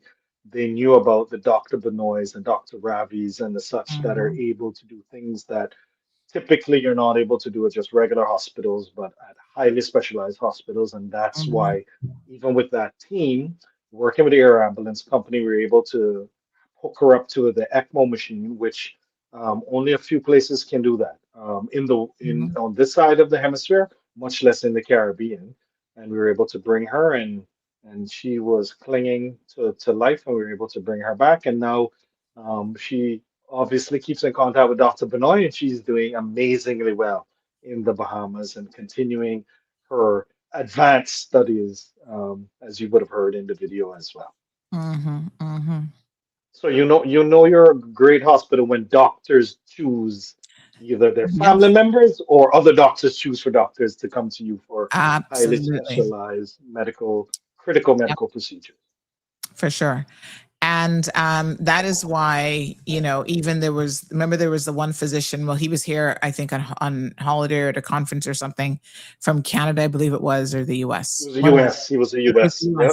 And he also had, a cardiac event. And he said that, the care that he got was just absolutely amazing. So, and they also had the ability to air ambulance out, but his wife was a nurse. And she saw the care that was happening at Health City and spoke to the doctors. And she was like, no, this is the best place for him to actually have this procedure. So they said they believe it was God who made him have that event right here in the Cayman Islands, that he was able to avail himself of those services right away. And it was the AED device was used in the Ritz-Carlton by the staff to keep him alive. He was also resuscitated in the ambulance. And in that scenario, they brought him directly to Health City from the Ritz-Carlton. So the ambulance service did what was needed, and he got to us, and we were able to save his life and then do the procedure as well thereafter. Yeah. Yeah, amazing. So Irvelin says, laughing out loud, yes, Sandy. He's very strict talking about Dr. Sandeep. He roughed me up one time, but not in a bad way, just to make sure I was taking my blood pressure meds. Yes. And again, they will explain to you why, like, you don't want to mess around with blood pressure meds and not take them within the 24-hour period, or you don't want to stop taking them because, high blood pressure is known as a silent killer. You'll have a stroke and your blood pressure is high and you don't know it. I know a lot of old folks be like, oh, I know when my pressure high, I got a headache. Not all the time. So many times people walk around with high blood pressure and they have no clue. And we do mean like dangerously high blood pressure. So there's only one way really to know, and that's to be checking your blood pressure. And it's the type of thing that fluctuates all the time. So keep on top of those things, folks. All right. We have another person who shared a bit of personal information. They said an executive health check saved my cousin's life. The team at Health City really saved her. She was able to catch and correct a grave heart tubal issue. So again, those executive health checks really make a difference. You never know. All right, so let's give away another bag. Another gift bag here from Health City, Cayman Islands. 936-2626 is el número de teléfono. Irvelin says she's doing much better now. Good girl, good girl. Dr. Sandy will be happy. Jim says low pressure too. Neither is nothing to play around with. Most of us have the other issue, though. Most of us have that high blood pressure. All right, but get your goodie bag. Look at that swag. Oh, yeah, 936. Oh, what's the question? We need a question. Yeah, the question is, this one's easy for the goodie bag. This one's easy. Who's the founder of Health City? Oh, super easy. Super easy. Who is the founder of Health City? Yes, who is the 936-2626. Give us a call, honey. Chill. Shamari, anytime I travel, I get to see a lot of the super fans of the CMR platform. And I met a couple yesterday coming through Tampa. One gentleman, he was here at the airport and he heard me talking. The voice, I think, kind of gives me away all the time. Right. I would never be able to crank call someone because they're going to know it's me. I know that's that honey child lady. All right, let's see if this caller has the question for us. Good morning, or the answer. Good morning, caller. Good morning. How are you? Oh, good. Two for one day. Do you have the answer? Dr. Shetty? Absolutely. That is correct. That is correct, Dr. Shetty, indeed. Are you going to re-gift this one or are you going to keep it for yourself? No, I'm going to re-gift it. I'm going to try for another executive health check and give that as a Christmas gift if I can. Okay. All right. I mean, there's no rules against people winning more than twice. So I guess. All right. Thank you. As well as you can come in and buy a gift certificate and give it to a loved family member as well for Christmas. That's a good idea. That's the gift of health. All right, next question. We already have somebody waiting for this one. All right. So they're waiting. All right, okay. This one is for the executive health check. What partnerships or collaborations does Health City have with other institutions? All right, what partnerships or collaborations does Health City Cayman Islands have with other institutions? Caller, good morning. Programs, any sort of collaborative, things that they're doing with others. One was actually mentioned today, if you think about it. Correct. Yep. Hi, caller. Did I miss the founder question? You missed the founder question, but this one now is for another executive health check. And this question is, what collaborations or sort of partnerships does Health City have? Just name one, because there are tons of them. So name one that they have with some institution, some NPO, something. And if you were listening. Overseas as well? Yes. I know there's Doctors Hospital Bahamas. There's a collaboration. Yes. That's it. That's one. We only need one, Shamari? I had said two, but let's see if you have any other one. Yes, one more. That's one, yes. Collaboration with Turks and Caicos as well. That's correct. TCI. You definitely get it. We have a collaboration with Turks and Caicos government, and we see a lot of TCI patients. So this person is very knowledgeable. So you ding ding ding, Ding, you ding, get the ding. You are a executive winner. All right, let me take down health your check. number. Hold on one second here. I got to make sure I'm writing these down correctly. Executive health check. Okay. Merry Christmas and congratulations. Awesome. This is Dr. Wilkes, 917-385. You got my number. Yes, Okay, good. we got it. We got it. Thank you so much. I appreciate it. Awesome. All right. Perfect. Very good question. And just for now, so as you would have said, we Yep. mentioned one, so Samaritan's Purse obviously would be Mhm. another one. And another one would be Dana-Farber. So Dana-Farber is the medical institution that's aligned with Harvard. And we have a partnership with them for radiotherapy or cancer care part. So the small percentage of what we can't deal with, we work directly with Dana-Farber on those cases, as well as peer review. So everything that we're doing, we also, if it's more technical, obviously we have over 40 hospitals and embedded units within India, but then we also use Dana-Farber, which is number one in the US when it comes to oncology and cancer care, and one of the top 5 in the world. So Dana-Farber doesn't just collaborate with everyone, and they saw it fit to collaborate with Health City, and we're really proud of that partnership as well. Just Yeah. because we're talking about partnerships. Cool. Absolutely. So I was gonna tell you about my little experiences at the airport. So there was a gentleman who heard me talking, and I think he recognized the voice. He's like, "Hey, are you Sandra from CMR?" And I said, "Yes, I am." He's like, "Oh my gosh, can I shake your hand? I'm so happy to meet you."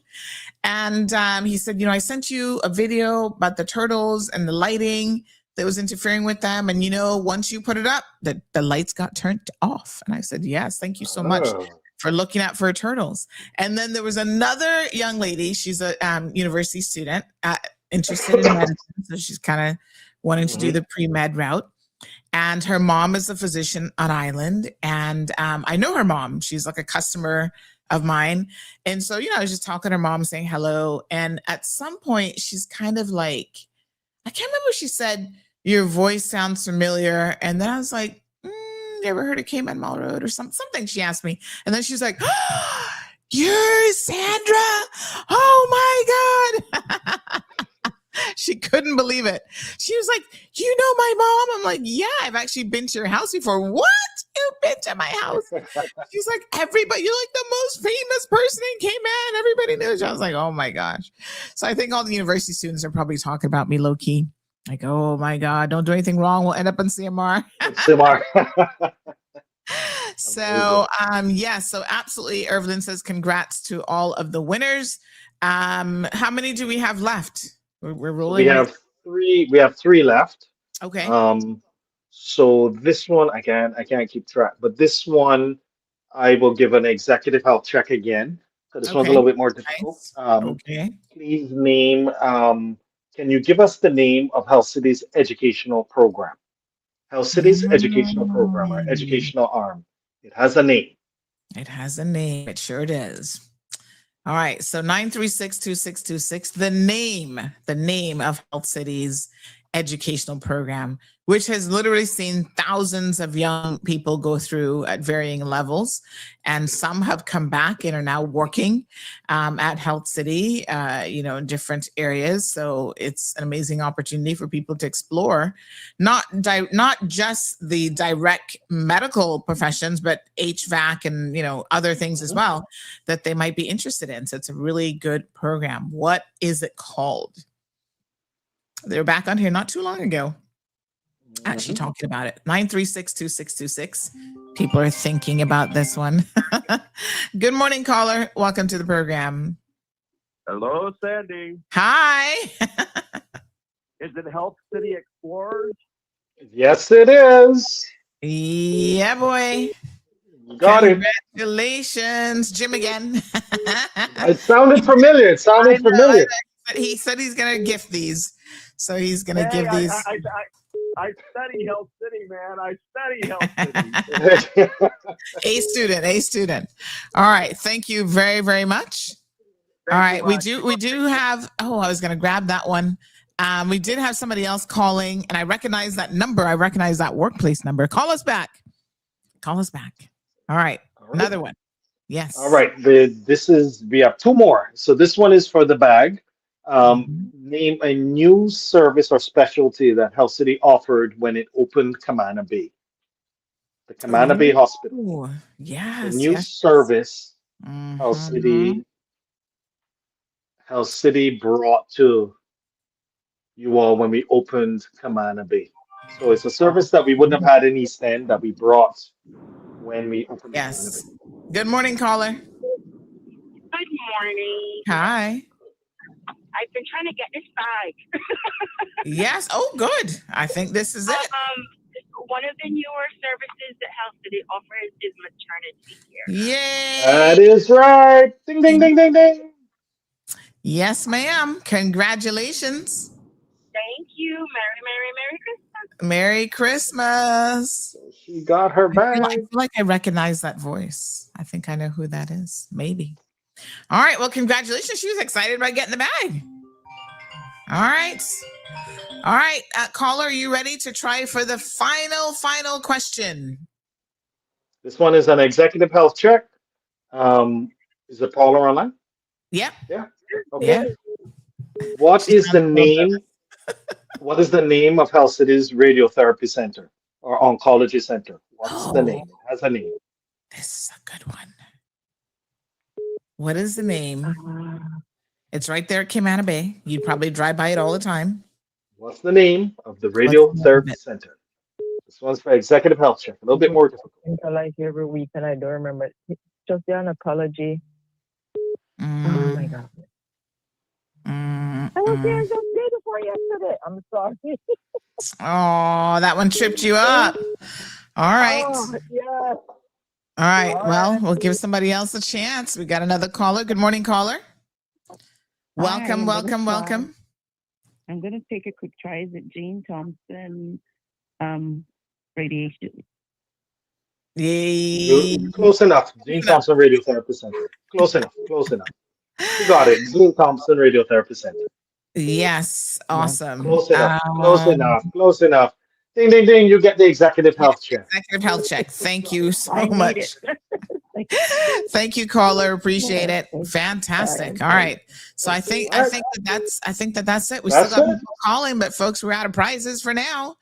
Let me make sure. Hold on a second. Now I want to make sure that I got the right numbers taken down.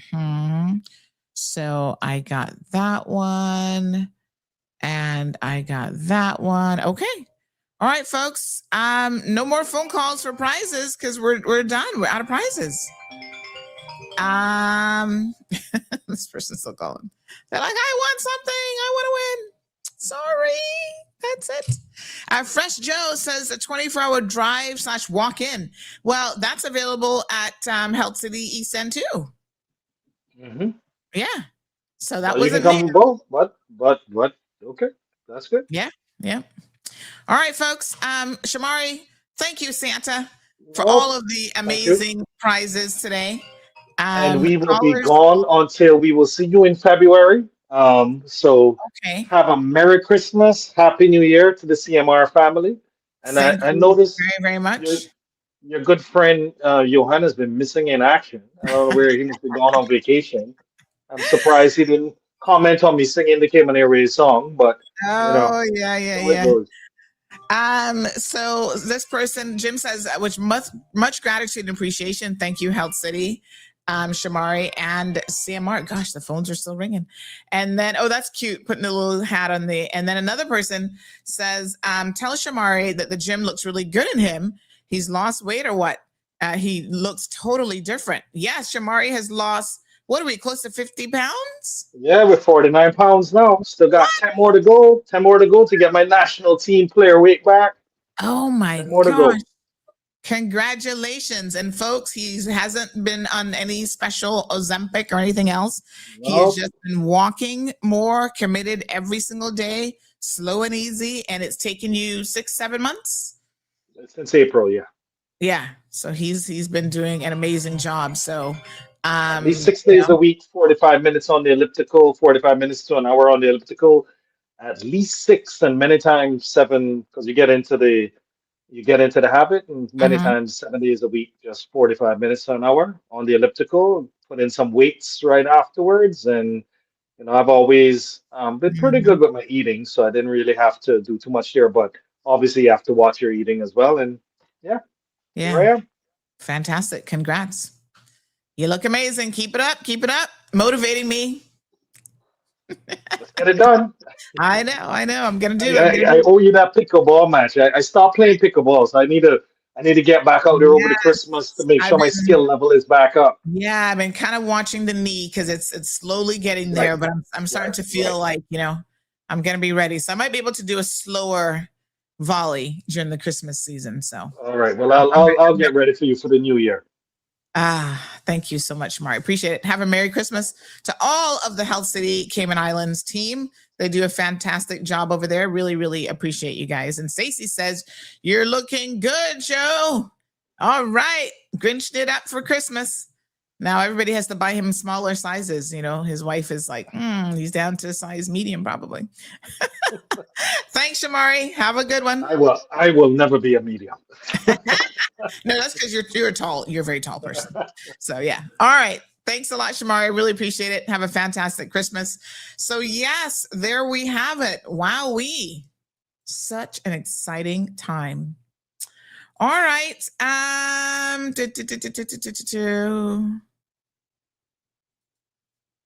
Oh.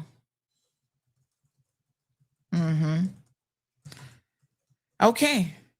All right. So I'm going to get the, I knew that was you. She says, winner, winner, chicken dinner. I thought I recognized that voice. She won the maternity question. Yes. I was like, that voice sounds familiar. Yes, it does. Just as I thought. So, okay, I got some news for you guys. This is some Grinch-worthy news. I don't know. Hold on. Let's wait. I'll tell you what. I'm not going to tell you all yet. Let's wait until tomorrow because I want to have some documents in my hand. Let's wait until we get some documents in my hand. And then I'm going to share this news with you guys. It's not good news. I'm so sick and tired of these people kind of news, but let's wait for documentation. Okay. And then we'll take it from there. You guys are going to be shocked at this one. I mean, even to me, I was like, really? Again? Are we really doing this again? We'll see. Honey child. All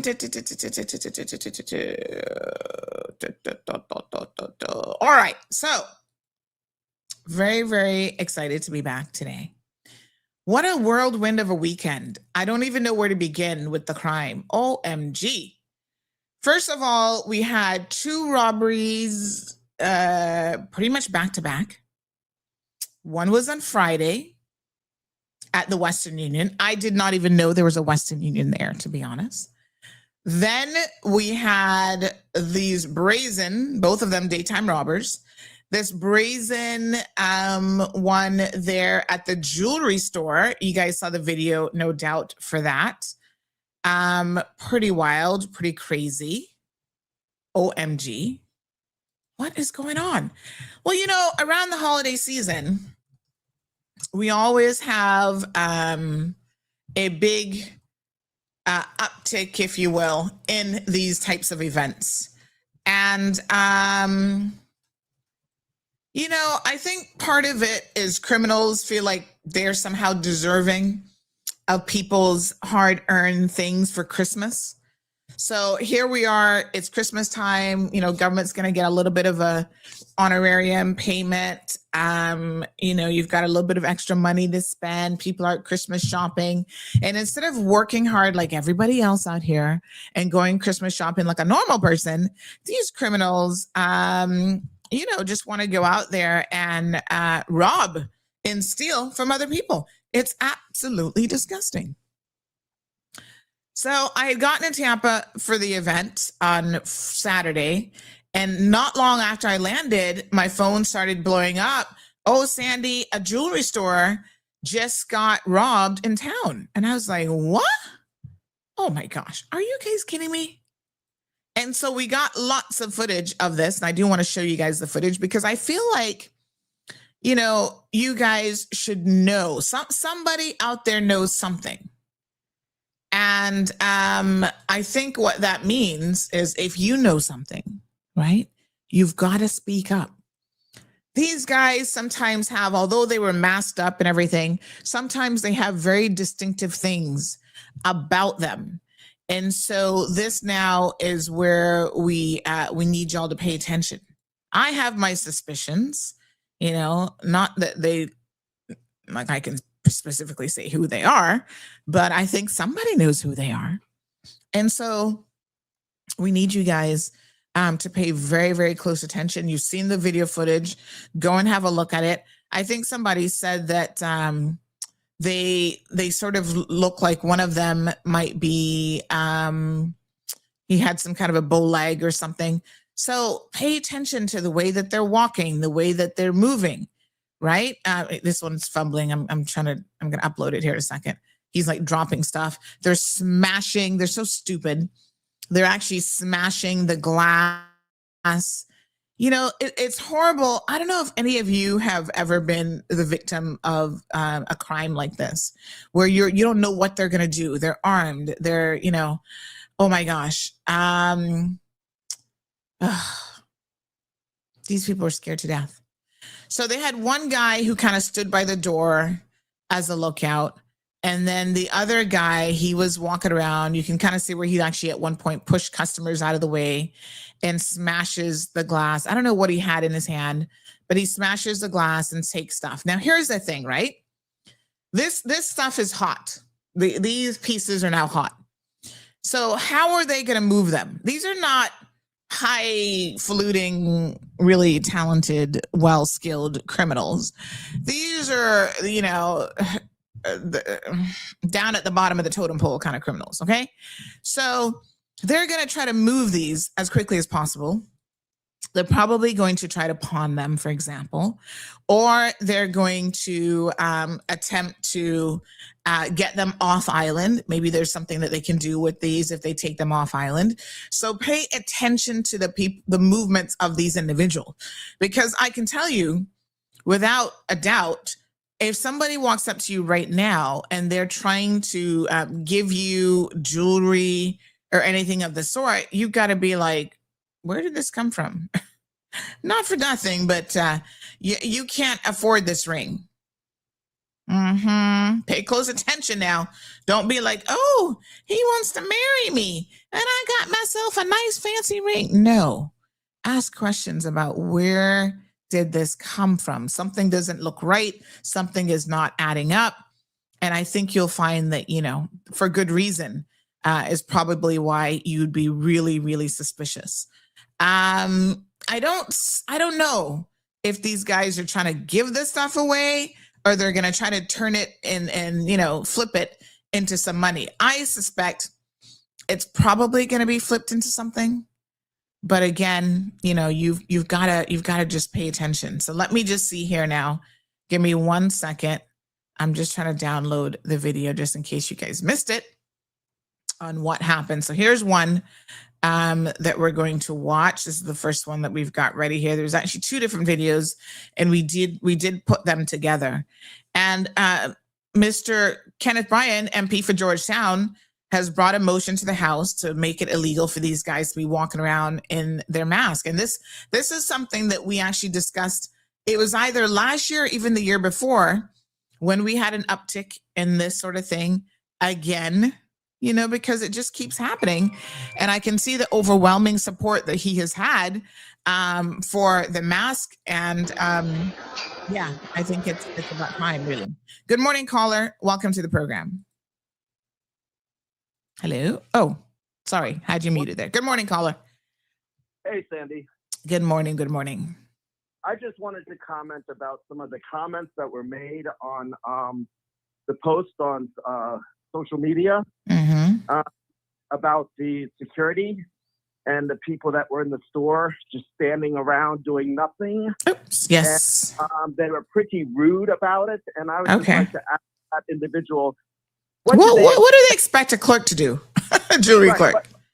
what do they expect? Even a security guard who has nothing to defend their own self. Mm-hmm. You know, a security guard is a deterrent, basically. They don't have any weapons to defend themselves or anybody around them. It's just, like I said, a deterrent. So for people to make horrible comments about, you know, these people doing nothing, I'm not going to risk my life to save something else when, in fact, 9 times out of 10, all this stuff is, in fact, insured or should be insured, but still it doesn't give the thief, the scumbag, the right to steal. You know, people just take what doesn't belong to them. They think it's okay. They have no conscience. And it's getting more and more prevalent here, and it's quite disturbing and quite disgusting that we have those kind of people living amongst us that think they just go in anywhere and take whatever they, damn well please. Yeah. So I just want to say to that person who commented, they need to back up and back off and understand, would they risk their own life? No, absolutely not. No. I mean, for jewelry, no. You know, maybe if it was somebody's life, you would step in and do something, but not for jewelry. And like you said, it is insured. And I mean, obviously that's no excuse, and it doesn't diminish, you know, what these guys have done. But, you know, we got to find these guys. And I think, quite ironically enough, is that there's probably sufficient, you know, camera footage. You can see what we're seeing on screen right now. One of the persons quickly got on the screen and started calling someone. But you can even see where it looks like some people, you know, I see one lady here in the top left rather, being taken in the back because she's probably so distraught by what just happened. So yeah, this is something that I think, unless you've been in this situation before, you can't say even how you would react. Everybody thinks that they know what they're going to do. Everybody's like, oh, well, you know, I would do this. No, you never know what you're going to do until you're actually in it. This also creates PTSD if people don't understand. Yes, that's right. You know, I mean, people just have to think before they comment, and they need to read their comments before they go ahead and push send. Exactly. Thank you so much. I appreciate it. We actually seen this one video where the guy kind of, you know, puts his hand in his head. Have a look at this. He's so dismayed. So, you know, they're watching this as this happens. Here are the two guys kind of standing up here, having a discourse and talking. And then look at what happens when the guys, when you can see how afraid they are. They back up. They go in the back room, you know, and they're kind of there. Now, I am a little bit surprised. I mean, I am curious, although this happened fairly quickly. I'm curious if they're not buttons, like, you know, emergency call buttons for the police that these companies have where they push. I don't know. But of course, you've got to still give time for response. So if you take it from the time that these guys came in to when they left, I mean, this was under, I want to say under a minute, but let's have a look. So we're at 30 seconds now into the video. And then you see they start to, you know, there's one guy at the door. They start to, you know, and it's so funny because his back is to the people. And I suppose you might think, well, you know, somebody could have pressed the button. Somebody probably could have even, you know, took it out of phone, because it's not like they're watching the people that closely, but people are scared. Everybody's frozen. It's like these people are so afraid. You see the two guys back up. You see that one lady with in the black and white. She doesn't even, her feet move a little bit, but she doesn't even move. And then you see when he started to break the case, you know, she kind of backs up. I think she's a customer because she obviously has her handbag. That's when she kind of moves away from the cases. But nobody's making any fast movements, which I think is smart. Because these guys came in, you know, as armed robbers. You don't know what's going on. And then there they are out of the door at, you know, but I think it probably took them like a minute between coming in and out and getting in and out and getting, you know. So it happened pretty fast. Yeah. So Pretty crazy. But you see them as they're coming around the corner. So I know for a fact they came around the area by the courthouse. There's a bank right there. There's cameras there. Parliament is right there. We're going to catch these guys because they're actually kind of stupid. Of all the jewelry stores to pick, you pick the one right next to the courthouse where there is CCTV footage all over that area, all over central town. I think it's only a matter of time before they're able to track these guys back to some sort of vehicle because they came from somewhere, right? I don't see these guys getting away on a bicycle like the ones from the Western Union incident. So I suspect that they probably were in a vehicle, but now all the CCTV footage in this area is going to be checked. You know, the fact that they do this in the middle of the afternoon, like high noon, shows that these guys are pretty brave and stupid at the same time. So let's have a look at this one. So we see them both enter. He comes in with his little green Grinch bag. Is that just a plastic bag? It looks like it's a shopping bag of some sort. He does have, I want you all to pay pretty close attention to his walking, because I do feel like his walk is what is going to give him away. If you do an analysis of this one in particular and his gait and his walk, right? He does look like, although he's wearing his pants kind of low, he does look like he has a very unique walk. And somebody said he looks like he's a little bit bow-legged, and I agree with that. There's something a little bit off. So pay attention to the way that he walks. He's obviously very, very slim built. You know, wearing gloves. I don't even think he knows what he's grabbing. Like, he's just grabbing whatever. And he's not a very discerning thief, that's for sure. Yeah. And he looks like he was kind of thinking about leaving maybe, and then he kind of circled back around to that counter to see what else he could get. And the staff, I mean, look at this lady leaning up against her husband, or some man, I'm assuming it's her husband, where they're just like, you know, they're just so scared, like they don't even want to look at them, sort of thing. Do they speak at all? I mean, I don't, let me back it up, and I'm going to turn it up a little bit because I want to hear when they come in if they actually say anything.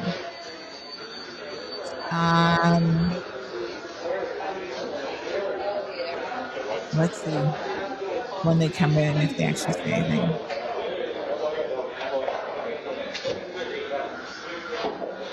Let's see.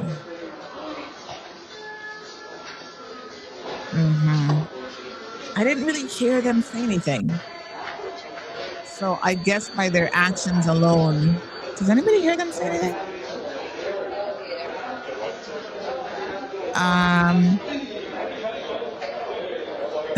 I mean, what a gentleman he is. He holds the door open for his accomplice. I mean, how nice is he? Look what he does. He comes, he opens the door, and then he allows the taller one to walk in. And then he stands guard at the door. I don't really hear them say anything. Now, a lot of people are going to say, these are Jamaicans. Well, you know, we don't want to, what we call it, profiling, but if I were a betting person, and I'm really not a betting person, but if I were a betting person, I would put my money on that's exactly who this is. There's at least one Jamaican involved and somebody else. They're probably working together. Construction workers, I'm willing to bet. I'm just saying, you know, again, not profiling them, but yeah. So there you have it. I feel confident, though, that the RCIPS is going to get these guys. And now we need to start thinking and looking very, very closely at who we are allowing enter country. I mean, these guys come here and they claim that, you know, oh, they have no resources. A lot of you were sending me the article this week, just yesterday, in fact, of this, what's it called? This organization, this newspaper in Jamaica, Star, where they are reporting a couple that were just convicted and I think sentenced about, their house got blown away by the hurricane. Wah, wah, wah. And I'm just like, thank God it's 9:30. Let me just disconnect from the radio, make sure we're compliant. I was like, who gives a fuck if your house got a... Really? So you think that gives you a right to come to our country and make our country unsafe, bringing drugs into our little country? I don't think so. Under no circumstances. I don't care. I don't care if your house got blown away by Melissa, by Ivan, by whatever. That is not an excuse for you to go around breaking the law and terrorizing people, pumping drugs into communities where you're going to have people, getting addicted and stuff. Like, I don't really care what your excuse is.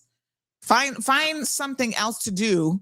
If supposedly you lost your home in the hurricane, why are you even coming to this country? And this is why I said the other day, because of this hurricane, we now know that there are desperate criminals. You're not a law-abiding citizen one day and your house gets blown away and the next day you become a criminal. No, you were always a criminal as far as I'm concerned. And you are now just looking for some sad story to tell the court to try to get your time reduced. I think that honestly, anyone who comes and claims that, they're coming here now, look at how quick that was. You're already here after your house got destroyed, or were they already living here? Like, what's their excuse? We got to really try to vet people very, very carefully. Of course, we reported that they were fishermen because that was their story in court, that they were fishermen. I don't know what kind of fishing they were doing.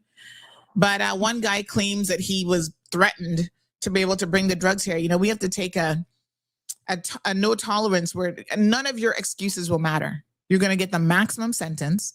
And you know what else we need to do? Since the mother country, aka the UK, is supposed to be here to help us occasionally, perhaps we should put in a request with them that our jails are full, right? We don't have any more space, really. So when we have these criminals who are coming here, especially from abroad, can we please house them in the UK? We'll pay for the ticket. It's going to be worth it. Ship them off to the UK where they can be in a proper high security prison, because Cayman is still, by all measures, a bit of a walk in the park. Good morning, caller. Hey, good morning. Morning, dear. While the robberies in these places are really horrible, those places have insurance. The one that gives me the worst is the one that stole the goats from these people that's been raising their goats. Oh, yeah. That's the one that is making me really sad. Yeah. That's the one that people need to be vigilant. Who is buying curry goat from and all this for Christmas? Oh, Lord, you're not even going to know. You're not even going to know because curry goat is, yeah, I mean, of course, but and they're so cute, little goats. I was really taken aback because I've never heard of anybody stealing goats in Cayman. I guess it happens, but I've never heard of it.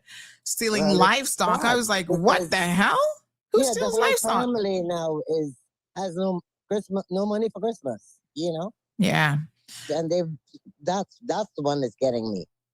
Somebody needs to be reporting on that when they see the wrong people selling goat meat. Mm-hmm. Thank you very much. And one was pregnant too. So sad.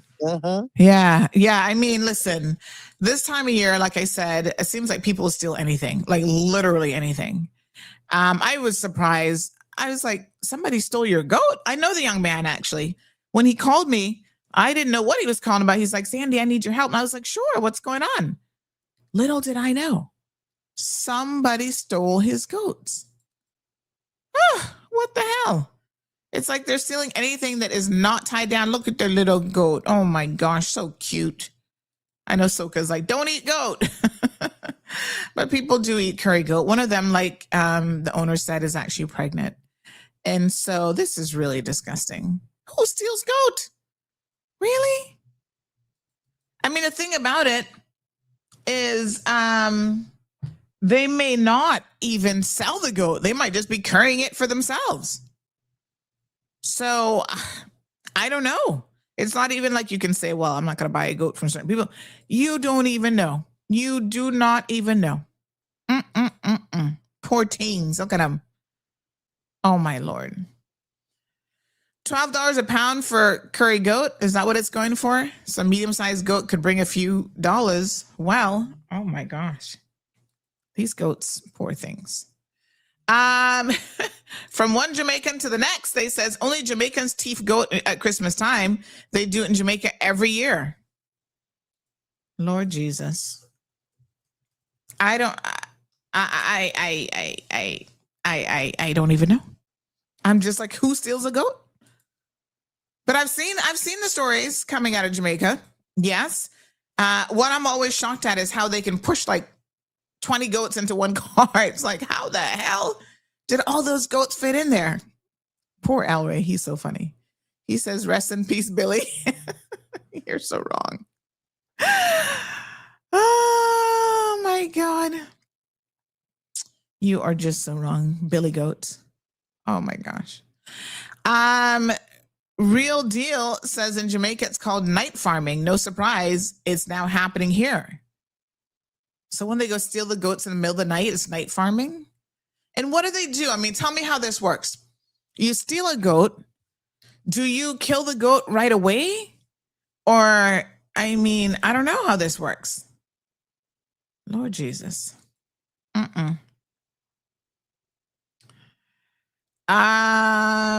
Let me just see here. Good morning, caller. Welcome to the program. Good morning, Sandra. This is Richard Carson. Hi, good morning. How are you? Good, and I am in East End. And I always listen to your show. Oh, thank you so much. From Round Rock, Texas. Oh, yes. Thank you. Wait a minute. Are you in Cayman? Yes. You're visiting. Nice. Welcome home. Thank you so much. Thank you so much. Yes. It's always good when you touch that ground. It's a feeling you'll never Nothing like it in the world. Like it in the world. Mm-hmm. And I'm walking the beach while I'm talking to you, but I'm walking nice. the beach in East End. And I tell you what disturbs me, and I know this is a bigger problem than just a call-in, but I am picking up plastic bottles. Two bags full so far, 2 big garbage bags. Mm-hmm. And I'm just started to take a break and see if you had time just to say hello. And but it's really unbelievable, isn't it? The way things have changed. That now every 5 steps is a plastic bottle on this beach. Yeah, it's horrible. But anyway, that didn't stop me from enjoying the beauty of the ocean and everything else. So I just wanted to say hello. Well, thank you so much. Yeah, it's so good to know that you're here. So you're here for Christmas. Are you staying for the New Year as well, or? No, I'm going back home in time for Christmas. Oh, you'll be gone by then. Okay. Yeah, I'm just leaving back on Sunday, and I just wanted to say hello because I walk every morning listening to you. I know. Thank you so much. I am walking in the water talking to you. Boy, nice. Nothing like that Cayman water. Right. That's when I know I'm home. Everything else has changed so much that it's hard to get around or even know where I am. But when I get in the Cayman, when I get in that water, that sea, that's when I know I'm home for sure. So that's the first place I go. Yeah, absolutely. Thank you for the phone call. Really appreciate it. And I won't take up any more of your time because I know you got plenty of people calling in and all that stuff. So I'll just keep picking up track. Thank you. And yes. Oh my gosh. Thank you so much. Appreciate it. But you all have a good day. You too. And Merry Christmas when it comes. You too. Thanks, Bye-bye. darling. Bye-bye. Now, I do know that some of it washes up on the shores, from other neighboring islands and stuff. But I do know a lot of it is people here just don't care. They're throwing down bottle caps, bottles, clothing. When we did the annual cleanup with the chamber, we found clothing, all sorts of stuff, fake flowers, all sorts of stuff in the bushes. It's absolutely crazy. This person says, good morning, Sandy. The goat theft is not Caymanian, baby girl. Never seen or heard about a Caymanian stealing people's animals. That's for sure. I mean, that's egregious at another level. There's certain things that we just don't seem to do. Not yet, anyway. Hopefully, can't swear for nobody these days. But yes, I mean, it's like when they had accused me of stealing that dog. I was like, who the hell steals a dog? Especially an ugly one. But I'm just saying, nobody steals dogs. That's like trying to steal somebody's children. There's certain things that you just don't do. Crazy. This listener says the security guards are really glorified door openers and mark up receipts. Yep. Mm-hmm. I mean, I'll be honest with you. You're making $6, $7. Come January, it's going to be $8.50 an hour.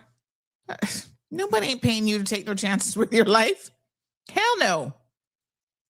So, yeah. Can't say that I don't blame them. I mean, I wouldn't be doing that. That's what you got insurance for, honey child. I think they should play back their cameras to see if the men have been in there recently. Slim Guy seems to know what he was going for, what he was coming for. He walked directly to one spot as he came in. I mean, I don't know. I saw it and I'm not so sure. I think he just kind of went towards the back. I'm not sure if it was all of that smart or calculated. But what we now, as soon as something like this happens, I hope the police, I'm not trying to tell them how to do their job, but I do hope that they know that what they need to do immediately is to lock down the airport in the sense that, they should be looking for individuals who walk a particular way. Anyone who's trying to leave, who didn't have plans to leave beforehand, you need to be scrutinizing those individuals very, very carefully. Mm-hmm. I mean, he's pretty tall. I don't know exactly how tall, but he's tall and slim. And so, they need to be watching. But yeah, they came prepared. Gloves and face covering. Look at him dropping the jewelry. I think that's like one of the grocery bags that he's actually using. What a mess. I'm not so sure that he knew what he was going for. He just went like towards probably the back.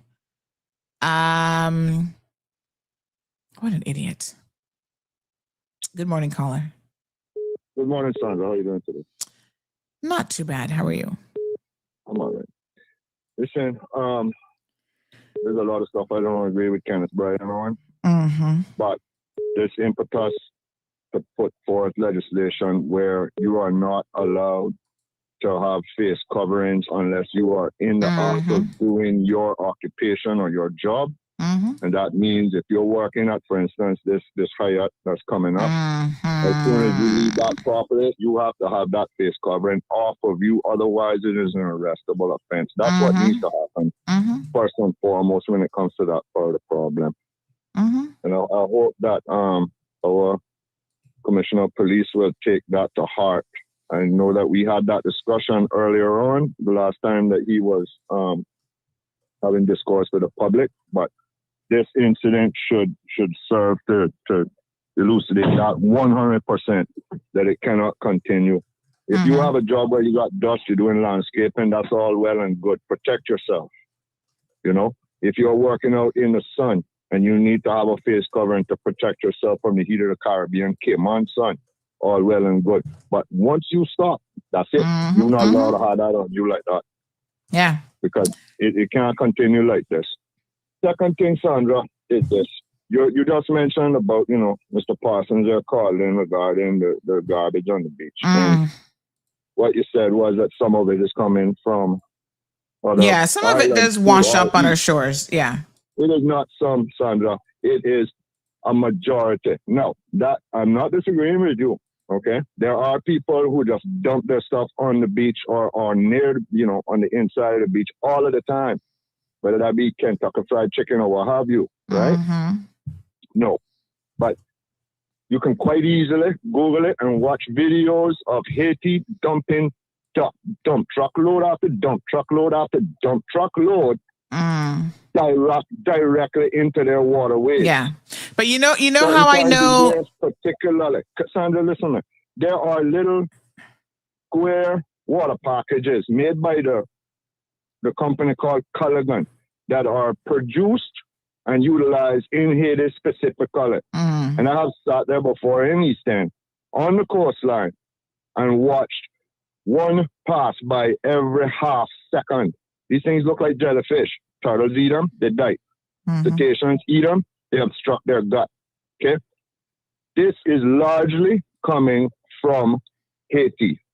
And I don't give a damn personally about this politically correct aversion to call a spade the spade. Jamaica has done some legislation to curtail the amount of plastic garbage being produced. Haiti has pretty much zero solid waste management facilities. And the reason for that is not the concern of Cayman and Caymanians or anybody who loves this island. It's coming from Haiti, to a slightly lesser degree, the Dominican Republic. But the major source of the garbage that flows up on Cayman's beaches is coming directly from Haiti. You can feel sorry for the people in the situation, but stop. Let me make it look like it's anything other than what it is. I've even had political placards from Haiti float up on the beach in front of me trying to catch a damn snapper. And this is where the majority of it is coming from, Sandra. So let's just speak the reality. Okay. You know, it is what it is. All right. Appreciate it. Okay. Bye. What I will say is I am not convinced that it's the majority. I'm not saying that some stuff doesn't come, and I can't say exactly what percentage. What I do know is that how I know it's local is because it's local products. It's the things that we have here that are not available for sale in Haiti. The Heineken, the K-Brew, and all this kind of stuff. So it's kind of obvious that it's our trash. You know, and we see people do it all the time. You go to 7 Mile Beach after a holiday weekend in particular. People just, the garbage bin is right there. They refuse to do it. So I'm not so willing. I'm saying, yes, some of it might wash up, but I'm not willing to put the majority of blame on other people because, like I said, I've been doing the garbage pickups with the chamber and I've seen a lot of the stuff. And that is local stuff, honey Jill. Not 100% of it. It's local stuff. So we need to do better. Andrew says, yes, he does have bow legs. Irvin says, totally agree with the caller. Kaboom to this caller about the face coverings. You know, we need to get this. We need to get this underway. Is Kenneth Bryan listening to the show this morning? I know most mornings he is tuned in. And this is something that I know that we've talked about, I think at least a year or two ago, and we wholeheartedly support. So without a doubt, yeah, we definitely need to, you know, we need to deal with this. Who's going to police this, though? That's my only thing, is who's going to enforce it? Who's going to police it? How are they going to be ticketing people? You know, we got to think about the logistics of how this is going to work. Well, no doubt, both the premier and the deputy governor are very, very concerned about this situation as well. Rightfully so. They've issued statements saying that they are going to be, you know, watching this situation. They're fully supporting the RCIPS in catching these criminals, as we are. And we're going to pull up a statement here that was issued from both of them. Thank you so much for this. We all have to play our part. Like I said, someone now is going to be looking at the video footage and you're going to know something that person might look familiar to you. There's hundreds of people on that Hyatt work site. I wouldn't be surprised if this is one of these guys, you know. Pay attention. How did they move from wherever they were, walking in masks in the streets? Cameras would have picked them up. So if you have cameras, I know government has some CCTV, but if you have anything in the vicinity of Georgetown and the exterior of your building, you need to now have a look at that and make sure that you review it to see if there's anything helpful there that the police could utilize to their advantage, because I believe that that's very, very likely. All right, we've got 2 callers on the line. 6923, you're up first. Good morning, caller. Welcome to the program. Good morning, Sunday. Good morning, dear. How are you? Season greetings to you. Yes, thanks, and same to you. As usual, just quickly, Mm-hmm. about the robbery. When you have these luxurious jewelry stores, especially in town, I would have assumed, like any other place in the world, they would have real security, like automatic, something happening, they just shut the building down, no one can get out, like good, strong, almost bulletproof glass. I mean, a lot of this stuff. But let me ask you a question. If somebody comes into your building armed, is the last thing you want to do to lock them in with customers? When you put your back against the wall, what are you going to do? No, you lock. Let me be very clear. You lock them in with customers, somebody's going to get killed. Absolutely. So that means I might be wrong, but in my opinion, somebody has to set an example, because this place. No. I don't agree with you here, because you can't be risking innocent lives over a piece of jewelry. If you this is why they tell you. I mean, police will tell you. Someone comes to rob you, just give them what they want, because if you force their hand, you're talking about good security. I don't know what kind of good security is going to advise you to do this, but if you force their hand where they feel like they're backed into a corner and they start shooting at people and killing innocent people, in what world does that make any sense in terms of, that would have been worth it? That doesn't make any sense. That's not worth it. I see your point. I take your point. But drastically, something has to be done. Yes, but what has to be done is not to encourage people to lock criminals in with them and just hope that they don't decide to shoot somebody. Do you remember the robbery in Centennial Towers back? It's over 20 years now. I used to be in that building upstairs when that robbery happened, and the security guard saw them coming, similar to this, like he kind of saw them walking up, and he quick time tried to lock the door so that the robber wouldn't get in. You know what that robber did? He took a gun and shot out the glass and came in anyway. Luckily, and I'm trying to remember if the security guard was injured by the glass or if he actually got shot but survived. It's been a while now, so I can't exactly remember what his injuries were. He did sustain some injuries, but luckily nobody was killed. So even trying to lock them out, right? When you see them coming, because he had a real weapon, he had a real gun, he was able to shoot at the glass and still get in. And if he was perturbed enough, he could have also shot the security guard for trying a move like that. So then what you're telling me then that we are the mercy of the criminals, is that what you're saying? Well, I'm not exactly saying that. Tell me what you mean then. Well, I think there's only so much preventative things that you can do. Okay. So for example, I think what Kenneth Bryan is suggesting is that they can't walk around masked up. They're less likely to just be so bold as to walk in and show their bare faces. Now, that makes sense to not having people, but once they're already there and they're in the commission of an act, I think you need to proceed very, very carefully so that you don't have loss of life. Because the last thing you want is loss of life. Maybe we need to get some, shall I say, republic laws here. For example, I've been into Colombia quite a few times. Mm-hmm. And in those banks, you see posted at the front of the doors, at least 2 armed, if it's not police, it's military people at the front of that bank or banks.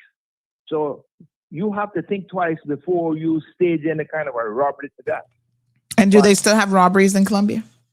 Well, hang on. They do have robberies in Colombia, but not the public places that are so prevalent like that.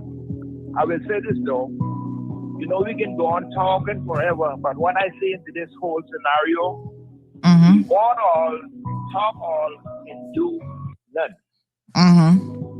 That's it. So I don't know, but just talking about it is not the answer. All right.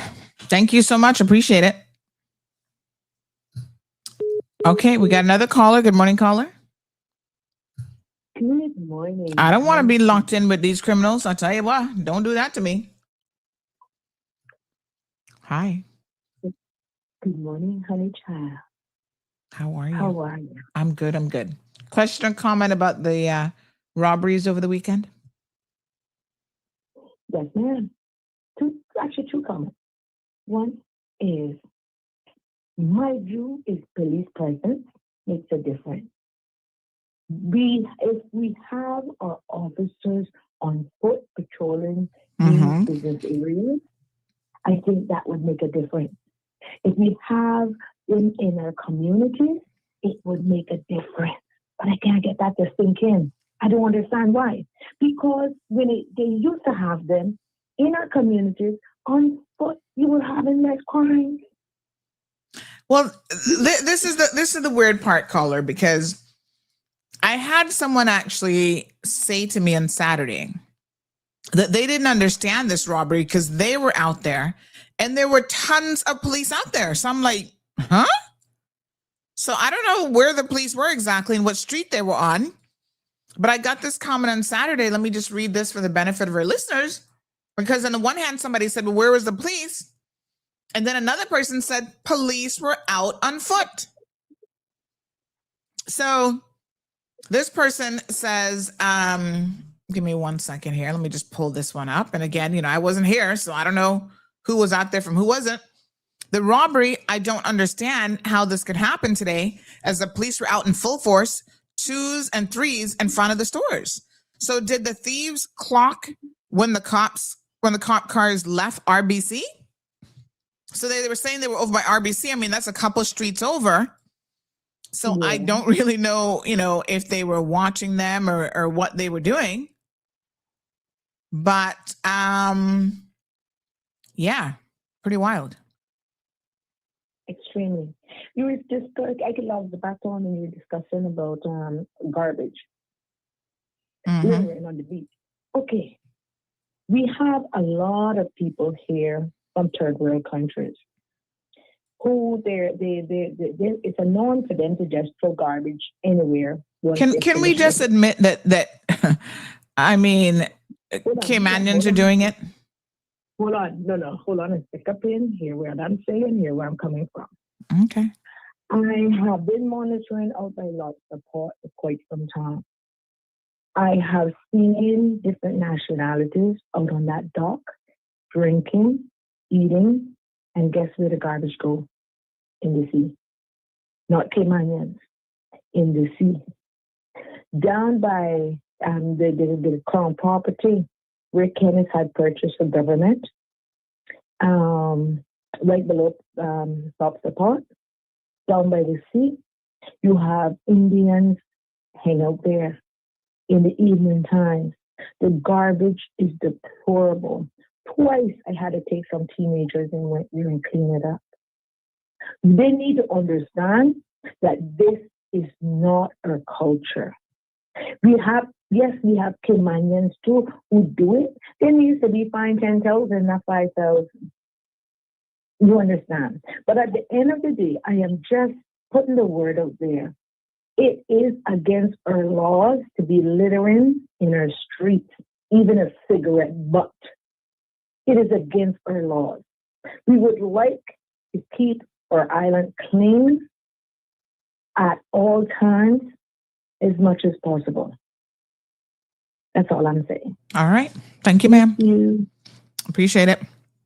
936-2626 is the telephone number. Mike McDonald says many places worldwide use interlocking doors. It's not as if every major city has murders when jewelry stores refuse to let burglars through the doors. I mean, I wouldn't want to be in there when you guys are trying this tactic. That's all I'm saying. But panic buttons, I think, are definite. I agree with Angela here. Panic buttons are something that should be customary, and not just panic buttons on like a specific location, but even the remote ones. I've worked in a jewelry store before. Yeah, way back when I lived in the States, one of my jobs at USF is I worked in a jewelry store. And so one of the things that they had even back then is you could have remote panic buttons on you. So you can wear them as like a necklace or have them on your wrists, have them as part of your, like your keychains that you open up the things with. So you press one of those and, you know, your alarm company is notified and they notify the police immediately. They're not calling to see what's going on. The police are on the way. Irvin says, what they need to do is ban masks permanently with no exception. I must say that, you know, I know that the banning of the mask is something that we're all in support of. I don't really know how much of a difference it's going to make, because there are other places in the world where you can't walk around at masks like this anyway. And they're still having bank robberies. They're still having jewelry stores and stuff that are being robbed. So, you know, criminals don't follow our rules. Let's try to remember that.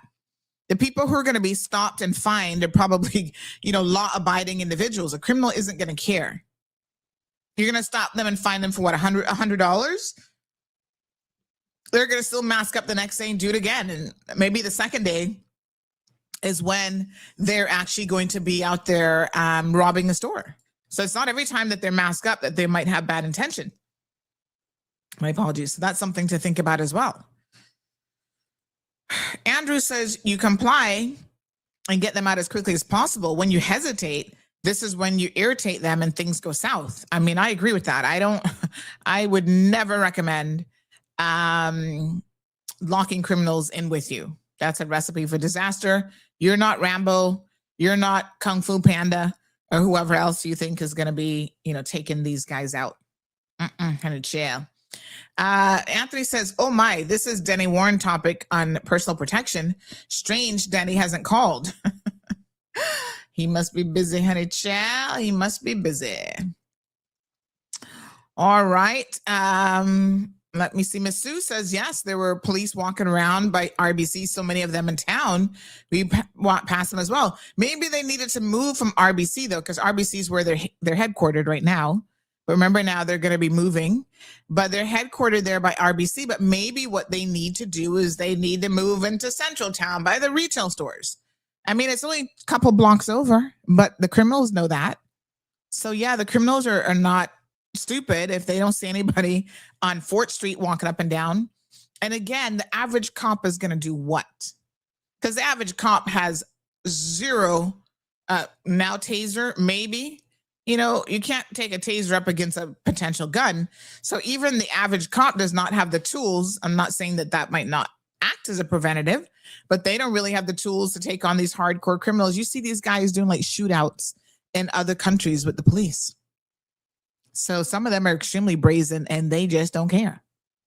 Thankfully, we haven't really had that level of thing here yet. But remember the previous police commissioner, the one before the last one, ran somebody over breaking into a jewelry store, and he just happened to have been in the area, and he ran him down and rammed him with the police car. And they were trying to say that, oh, he might have acted, you know, too aggressively or whatever. I mean, it's just like, what the heck? Squeak T says preventative measures such as buzzing in folks, especially a jewelry store with high-end items. Also, personnel should wear an alarm button. There we go. On their person to use for immediate assistance. This would deter the crime from happening. I agree. There you go. Jim says every nationality dumps out trash. Every nationality has that lower class in mindset, and I agree with that as well.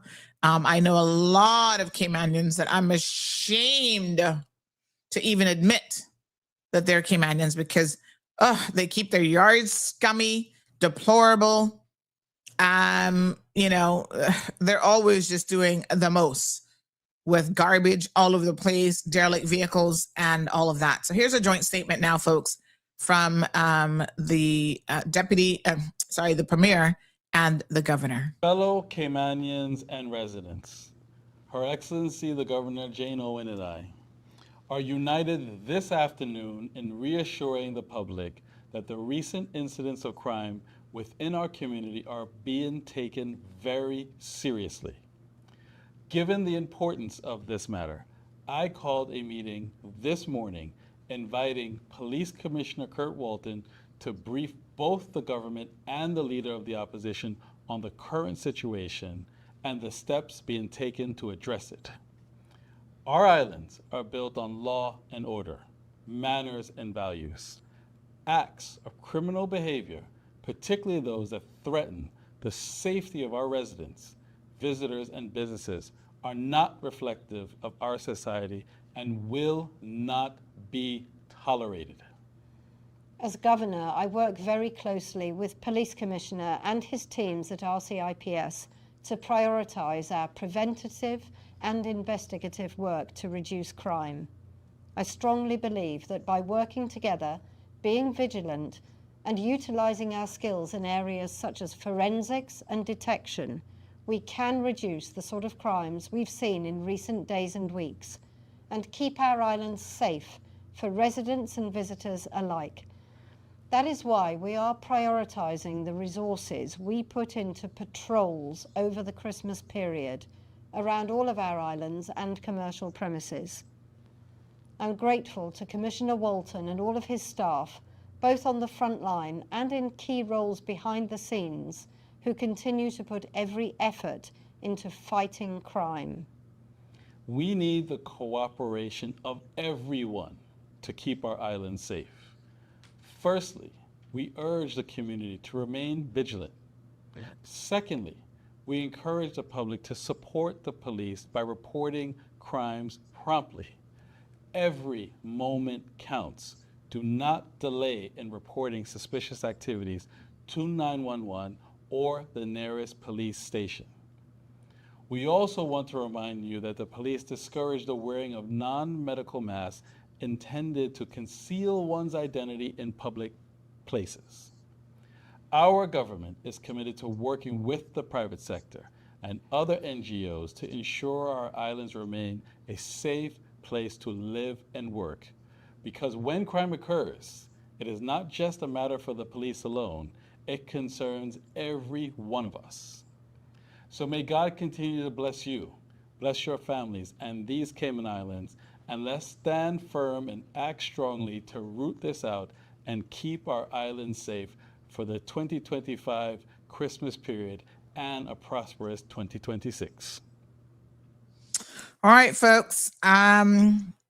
So it was refreshing to see an immediate response from this government. This is what we like to see. At least they pulled the police commissioner and his team in, had a chat with them, have given them additional resources. The fact that we basically had 2 broad daylight robbery incidents, armed robberies, back to back, Friday and Saturday, is very, very concerning, extremely alarming. So, we want to give the police whatever necessary resources they need to try to keep our communities as safe as possible. So if they need more foot patrols, they got to be out there. If they need to have some of the police actually in stores, walking through stores, checking with people. We, in fact, should have a core team, if you ask me, of police officers who their beat area is central town. There are banks in town, there's a courthouse, there are businesses. They should have a rapport with the businesses in town, where every single day they're out there when those businesses are open. They're walking the streets, they're talking to them, they know who their staff are, they can engage with them and have that type of community policing relationship with the businesses. Same thing at Cayman Bay and anywhere else that you have a good cluster of businesses at one location, because of course we've seen that in the past these robbers have been extremely brazen and have even gone after a location like Cayman Bay, which is crazy. Pretty wild. All right, folks, we'll pick up the conversation tomorrow, and we will continue to monitor exactly what's happening. Someone says, ask Henry Morgan if he wants to be a security officer at the store with a gunman. Who the hell is Henry Morgan? Someone said you just had some music that sounded like hold music in the background while the caller was speaking. Yes, that's because we actually had someone else put us on hold, apparently. I don't know if they got a phone call or what happened. Have you guys noticed this recently? I think it's Flo. El Rey, is it just you guys that have hold music now? I notice it sometimes, and I think it's when you're calling direct and then somebody else calls you. I have noticed it happening. So someone must have called them while we had them on hold for the show, and somebody else must have called them, and then their hold music we started to hear. Yeah. El Rey says, please assign the $500,000 chicken cult bounty to the RCIPS. I don't even think they've been doing that anymore. Oh, chicken. I was thinking of the iguanas. No, that's the fine. They need to still, y'all now that y'all got bird flu, you're gonna want to get rid of some of these chickens around. Yeah, I'm just saying. Might be time for that. Anthony says last week when Mr. Walton was on the show, he needs to come to the public whenever there's a major incident. If he did that with the Western Union robbery, I can bet they would think twice about doing the jewelry job. We continue to encourage the RCIPS to come on the program. I'll certainly send Mr. Walton your feedback. I guess from his position, he's going to say to you, the more he's on talk shows is the less real policing he's going to do. But, I'm sure that there's a balance there to be had where he continues to engage with the public. Are criminals sitting down watching CMR? Probably. They probably are. Are they going to be swayed by, what he says? Like I said, most criminals don't really care all that much about what the police are saying or anything like that. So let's get it together. Anthony says RCIPS need to be like Turks and Caicos police. They come to the public. The commissioner came to the public last night and measured the police about a police shooting. Measured the police.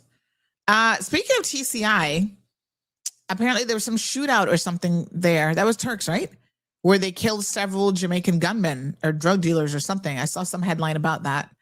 So I'm sure that we'll be reporting that in our regional news segment. But yeah, was that the same shootout that you're referring to, Anthony? It's a big deal in TCI, actually.